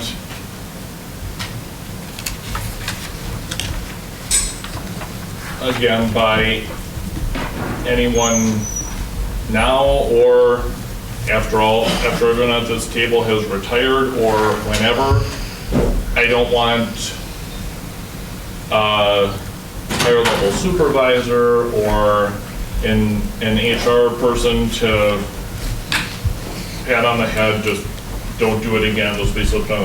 You? No, not you. But when we set policy, it should be neutral of whoever's sitting in the chair, right? So, and the other thing too with, I know everything is, I just wonder when so many things are up to and including termination, does that not make it clear which things are more serious? I mean, yes, if I'm a teacher and I just insist on arriving 30 minutes or 45 minutes after the school day every day, and I get talked to, I get written up, and I just every single day continue to do that, okay, yeah, that is, sure, that would be an extreme case where a minor rule repeated could lead to termination, but does that all lump them together? And it's like if I'm looking and I say, okay, well, I'm really, I don't know, I guess I don't want to just repeat it. I'll look at the just cause stuff. I would like, if there's language that would cause, and I'm really thinking about supervisor to subordinate, if there's language that would really make a supervisor think twice about, and most supervisors would not even plan to do this, but if that supervisor who was going to do it remembers, oh wait, or maybe I'm assuming a level of rationality that isn't there if someone's going to do these things anyways, but. Well, if I could just add this, been here now almost 5 school years, and Jean has been here a year longer than I have. In my tenure, we have not had any allegations of retaliation by a supervisor for making a Title VII complaint. I have not been involved in any investigations, and I know Randy and Terry are here as well, and I don't believe HR has done an investigation into an allegation of retaliation. That's good. But we have, I mean, we all hear things from time to time that someone is afraid to even report because of the fear of retaliation. So if it's never reported, then there couldn't be a retaliation to investigate. So there's that. But I'm open to reading more about just cause. Thank you. All right. Brenda? The 512 policy, 4B. And this is just a wording thing again, but in the middle of that paragraph, individuals who have specific concerns about confidentiality should arrange to discuss those concerns with the district. Did you say 4B or D, Brenda? 4D. I'm wondering if they could say with district personnel instead of with the district. Sure. And then the next one where it says the district, again, say district personnel will make an effort. And I don't know if you want to continue that, but it just seemed like those should be people instead of the district abstract entity, yes. Sure. And then under, and this is just another word thing, but under 512 rule, 6B,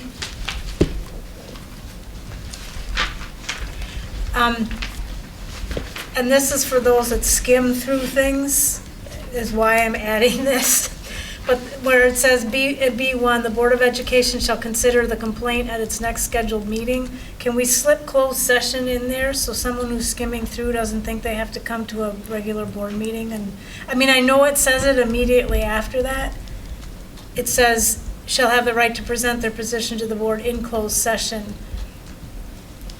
At its next scheduled At its meeting. next, yeah, it just, when I read that, sort of with the eyes of the person that needs this policy, I sort of had a catch like, oh my God, I have to go to the regular. As permitted by law, though. Yes, right. Okay. So just, and you can leave everything the same and just Yep. stick an extra closed session in that one part. Okay. If you want. That'll be redundant, a little bit redundant, but I think that's fine. Okay.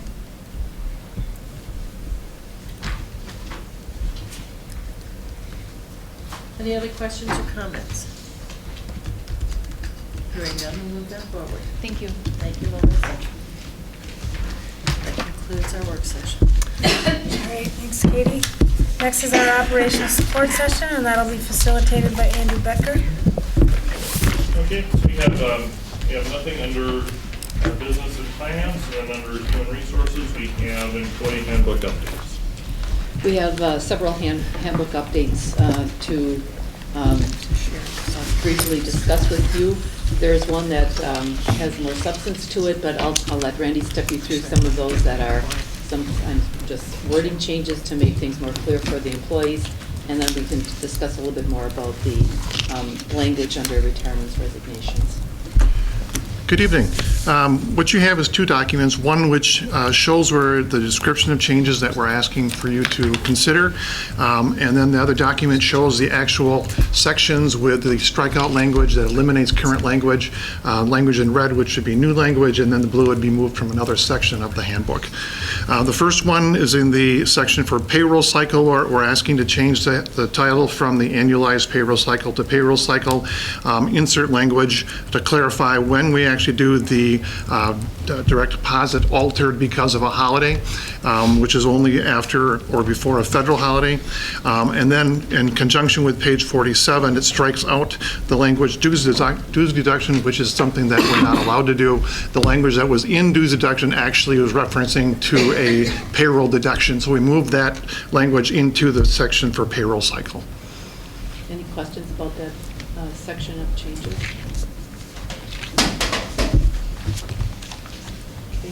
Okay. The next one moves into pages 21 to 23. It's in sick leave.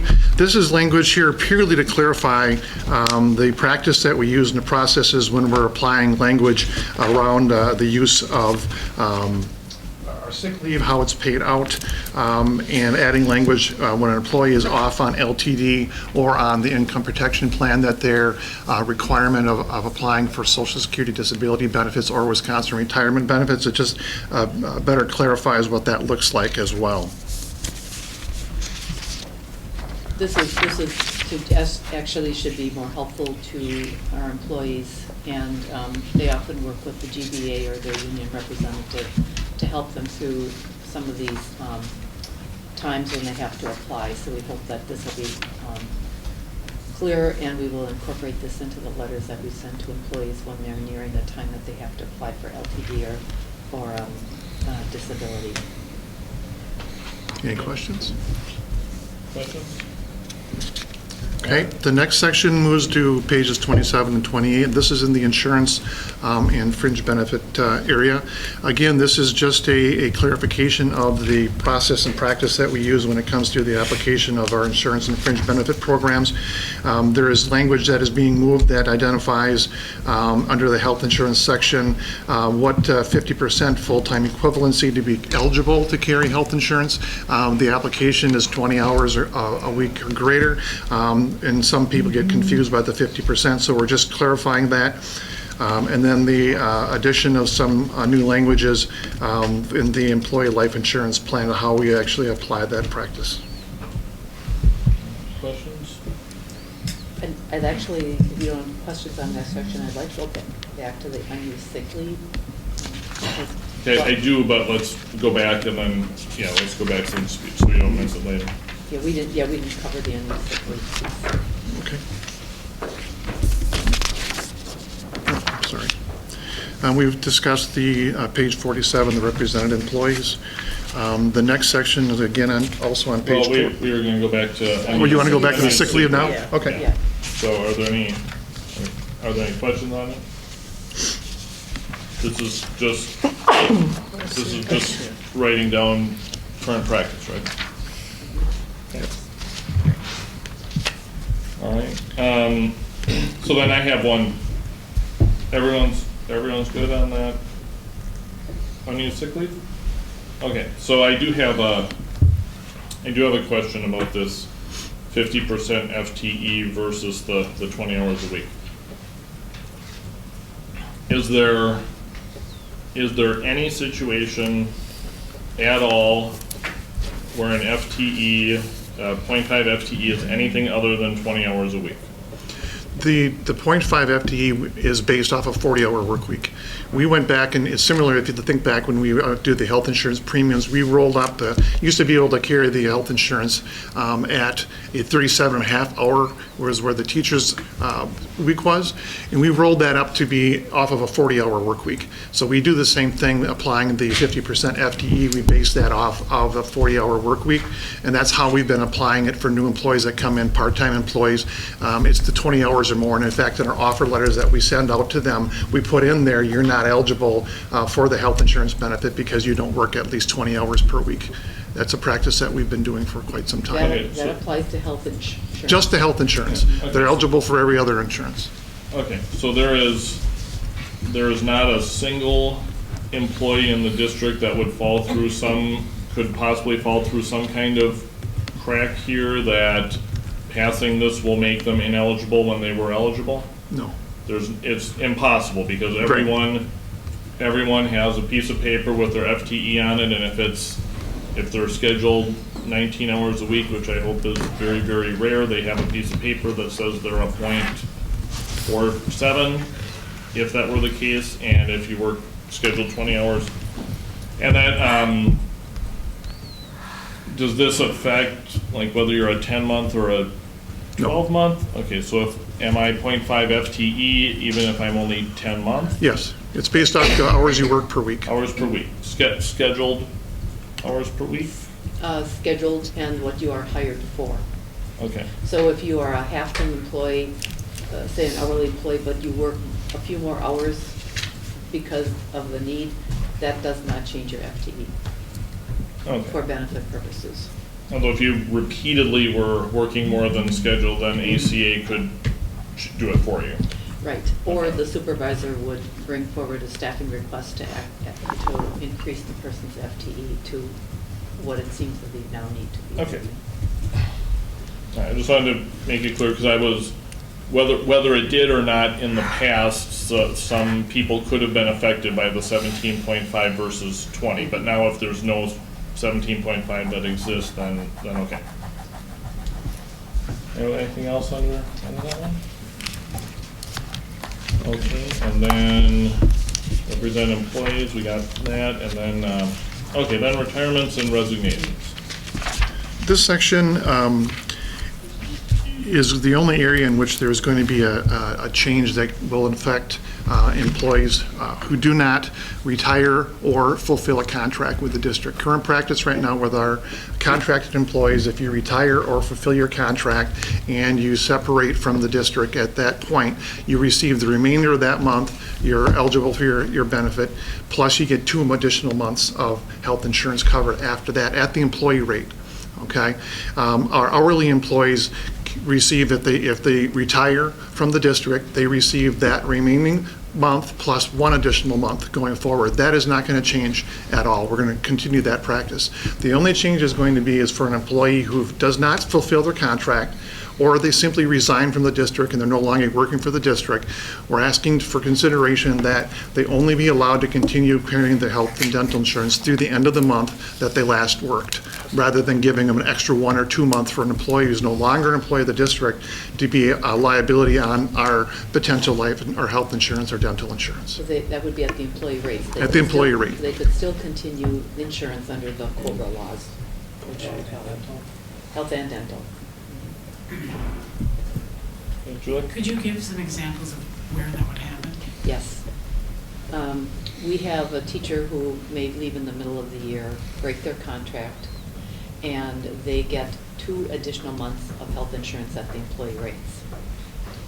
And we would propose that if they break their contract, they would stay on plan through the month of their last work day, but then they wouldn't get 2 additional months at the employee rate because they're leaving us. So any teacher who, the 2 months I think came about because educators work through June, and then they have July and August where they are not working, but they need their health insurance until they start up again in the fall. And so what we do in the district is they don't pay their July and August premiums until the following year. And then it's taken out of the following year, presuming that they're coming back. If they don't come back, then we have to check with them to ask if, do you want to keep your health insurance? Because they may not want to do that. And then we have to collect the premiums before they leave. And sometimes that's difficult to do. But we're still going to do that. So if they work through their contract, they would still be able to stay on July and August. So that's, I think, where the 2 months came from. And we also think that if an employee leaves and serves out their contract, and they are going to another school district, they may need the month of July and August to bridge. And as long as they're willing to pay for it at the employee rates, we would cover them until they took their new job. But the employee who leaves in the middle of the year, breaks their contract, would not get that same benefit. And if you terminate, they would not get, they would just have access to COBRA then? If you terminated them in mid-year? If we terminated them mid-year, they would also go just through the year of the month in which they worked, and they would have access to COBRA. Okay. Okay, thank you. So I'm a teacher, and on October 14th, I find out that there's another district with a principal vacancy, a promotion opportunity. I give my 2 weeks notice for October 28th, and I have 3 days of insurance, and maybe it doesn't kick in for another month at my new place. That seems a little severe, I guess. I get two is kind of a handout, especially if you leave, but I think there are reasons for someone to leave in addition to heck with you, I quit. There are other Yeah, things. they may and- take a new, but they could, number one, ask their other district to help them pay the COBRA premium, so that it's not on our books. And oftentimes, if a district is hiring somebody into a higher level position, they're willing to, that's a good time to negotiate. So they would still be with insurance, it's just that we would not be supporting the premiums as if they were an employee when they really are. But the hourly will get the next full month? Only on retirement. Only the hourly staff who retire get the additional month, and that's the current practice. So hourly gets a month, contract gets 2 months under current practice, Yes. but hourly, if they retire, right, so is there a difference right now between hourly quit and hourly retire? No. No, No. the hourly retirees and quits both get the additional month. And we would. 1 month. Right, and we And would. suggest that- salaried retires or quits get 2 months right now? Correct. Okay. And we would suggest that everybody who quits, not retire, would get just the month through the month in which they last worked. And then they'd be eligible for the COBRA coverage.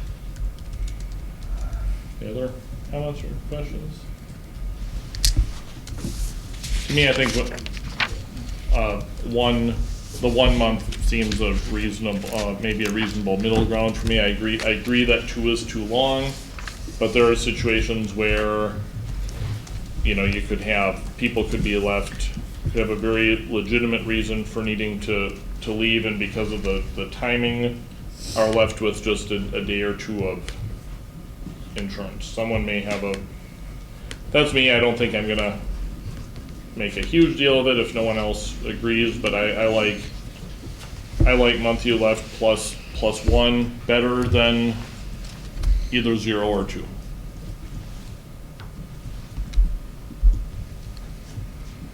Any other questions? I was just gonna ask, if that +1, if you give your resignation October 1st, then you get the rest of October, then you have another month. And so, but if I give my resignation October 20th, I have 10 days left. And then I have to, if I'm going to another school district, I have to hope I'm gonna get on there. My concern is with Andrew also, I hate to put somebody when they're leaving to go to another job without insurance. But you're saying they have access to COBRA. Yeah. Right, they can purchase the insurance. For those of us who have $1,700 laying around, we would have access to COBRA, yeah. It's really who's paying for it. It's really coming down to who's paying for it. Is the district gonna pay your like the portion of your premium during an extra month, or will the employee who's not working for it pay? Right, but again, there's people for whom that's a meaningful possibility, and there's people for whom it's not. And I guess I think I'm kind of wanting to err on the side of sometimes people have good reasons to leave suddenly, and 2 months is awfully generous, but 1 month is a safety net that I am more okay with. I could have to leave, a teacher could have to leave and move because of some emergency with a family member. And there's of course no way that we could codify what's heck with you, I quit versus my mom's ill. You can't do that. So I think do I like the idea of someone being able to say, heck with you, I quit, and just taking the month? Not really, but at least they wouldn't get 2 anymore. They would still have the option of using their unused sick leave to purchase? No. Only upon retirement. That's only on retirement, Yeah. okay.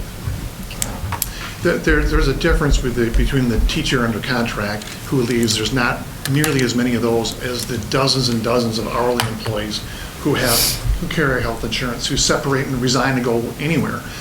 Those are the ones that have a much higher volume of people who are right now getting that remainder of that month plus that one other. all of our paras, all of our custodians, any one of them right now that currently resigns to leave a district for whatever reason, they get the remainder of the month plus 1 month. So you could technically have someone leave the 5th of the month, get that full month, basically, and another month. In another month, right. And they're not working for us, they're working for someone else. Right. The other consideration Wow. too is that, as I've been in a couple districts, as a few of us have been in districts, let alone having done HR in other districts, I've never personally or even had an administration of health insurance coverage where there's been a break in service when an employee either goes from one district to ours or our district to another. I've never seen a break in service, ever. So, where there's that coverage through the end of the month, a typical school district with that, I've even seen where they picked up health insurance mid-month, because you can add them, but they will typically add it at least at the beginning of the next month. So I've never seen where there's been a break in service, where it goes from educational institution to educational institution. I would say that in the private sector, the There's month breaks. is very generous. Most places that I'm familiar with cover you to the end of the payroll in which you There's a work, break. and then you can go on to COBRA. Because you can still pay for the health insurance. Now, it is steep, but the employer, you're not working for the employer any longer, so your coverage ends the last payroll in which you worked. How often does this happen? Oh, lots of times. Oh, yeah. The breaking of the contract is not as common. No. But the support staff they're not under contract, so they will leave in the middle of the year if they get another position or something changes. And they can also retire in the middle of the year, and some do. But they, again, we're not suggesting that the retirees be changed. Any other thoughts on this? And it has to be it can't be, we give you 45 days of coverage. It has to be month by month. For administration purposes, it's best if it's Okay. month by month. Okay. We could perhaps do it by payroll, but our payrolls are uneven Right. days, and so it Yeah, okay, becomes- so that's why you've got it set up end of the month and then. The end of the month is a break that is very clear to both us and the employee. You could have someone who is,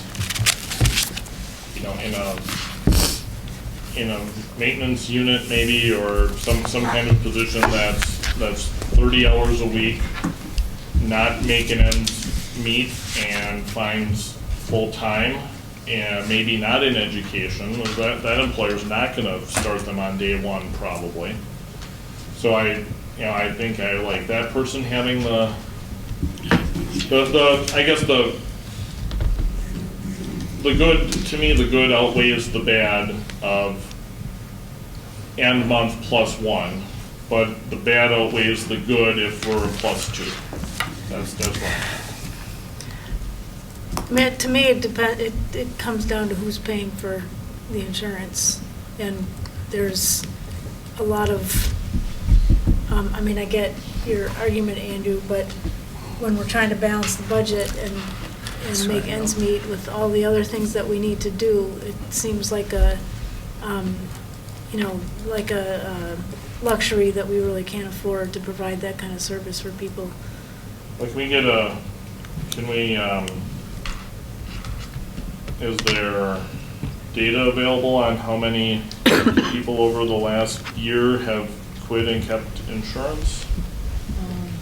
Sure. How many have done it for 1 month? It's every how many have done it resignation for that we 2? bring through the consent, we can just go back and look at those that carried the insurance. I guess it makes a difference to me if there was, I hope there's not, but if there were 200 people carrying this extra month of insurance, that means something different than if it was 30 or 5, so. I feel the same way. I think I'd like, in my mind, if this is really monetarily affecting the school district, and there's a huge amount of people doing this. I'll withhold, I'll watch for a report with the numbers, and I'll withhold until I see what that is. If I could offer just a comment, I think one of the things that I see, and right now we've been spending countless hours trying to balance a budget and making sure we get as much resource into the classroom. I would offer this as one little piece. It's not the whole picture. There are many practices. We have very generous opportunities, and we've been looking for places where employees, and again, who's responsible when a person doesn't work for us anymore? Is this one of those places that over time, it may not be a huge amount today, but over time would add up? And that's really what we're looking for, is are there places that we can continue to support our employees, and are there places where we're supporting employees who work for someone else? And that's really a concern if we are, because I don't know how you balance it over time. Next year, we're looking at possibly $8+ million in cuts again. And so we're just looking for any place to not cause harm. It's a tough place to be. Insurance is really tough right now. I understand that, but I also understand as we're looking for ensuring that we have class sizes and keeping employees whole in their roles and whatnot, we just are faced with some really tough decisions. And this one seemed less, since the employee isn't working for us, that would make more sense. So. Okay, anything else? Okay, the next section is the Section 11 Post-Employment Benefits, pages 54 and 55.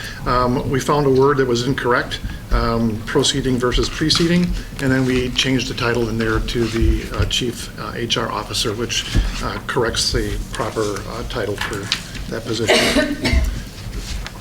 Any questions on that piece?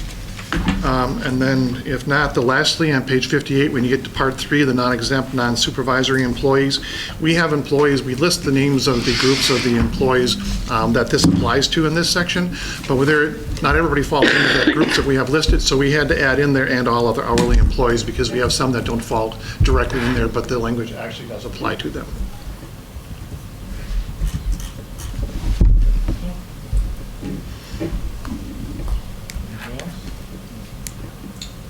Okay, and that was the only agenda item under human resources. That concludes the report. All right, thank you, Andrew.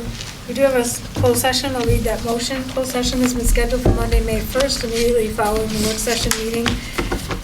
Pursuant to Wisconsin Statute 19.851C, considering employment, promotion, compensation, or performance evaluation data of any public employee over which the governmental body has jurisdiction or exercises responsibility, and pursuant to Wisconsin Statute 19.851F, considering financial, medical, social, or personal histories or disciplinary data of specific persons, preliminary consideration of specific personnel problems, or the investigation of charges against specific persons, except where paragraph B applies, which if discussed in public would be likely to have a substantial adverse effect upon the reputation of any person referred to in such histories or data or involved in such problems or investigations, to wit, personnel matters.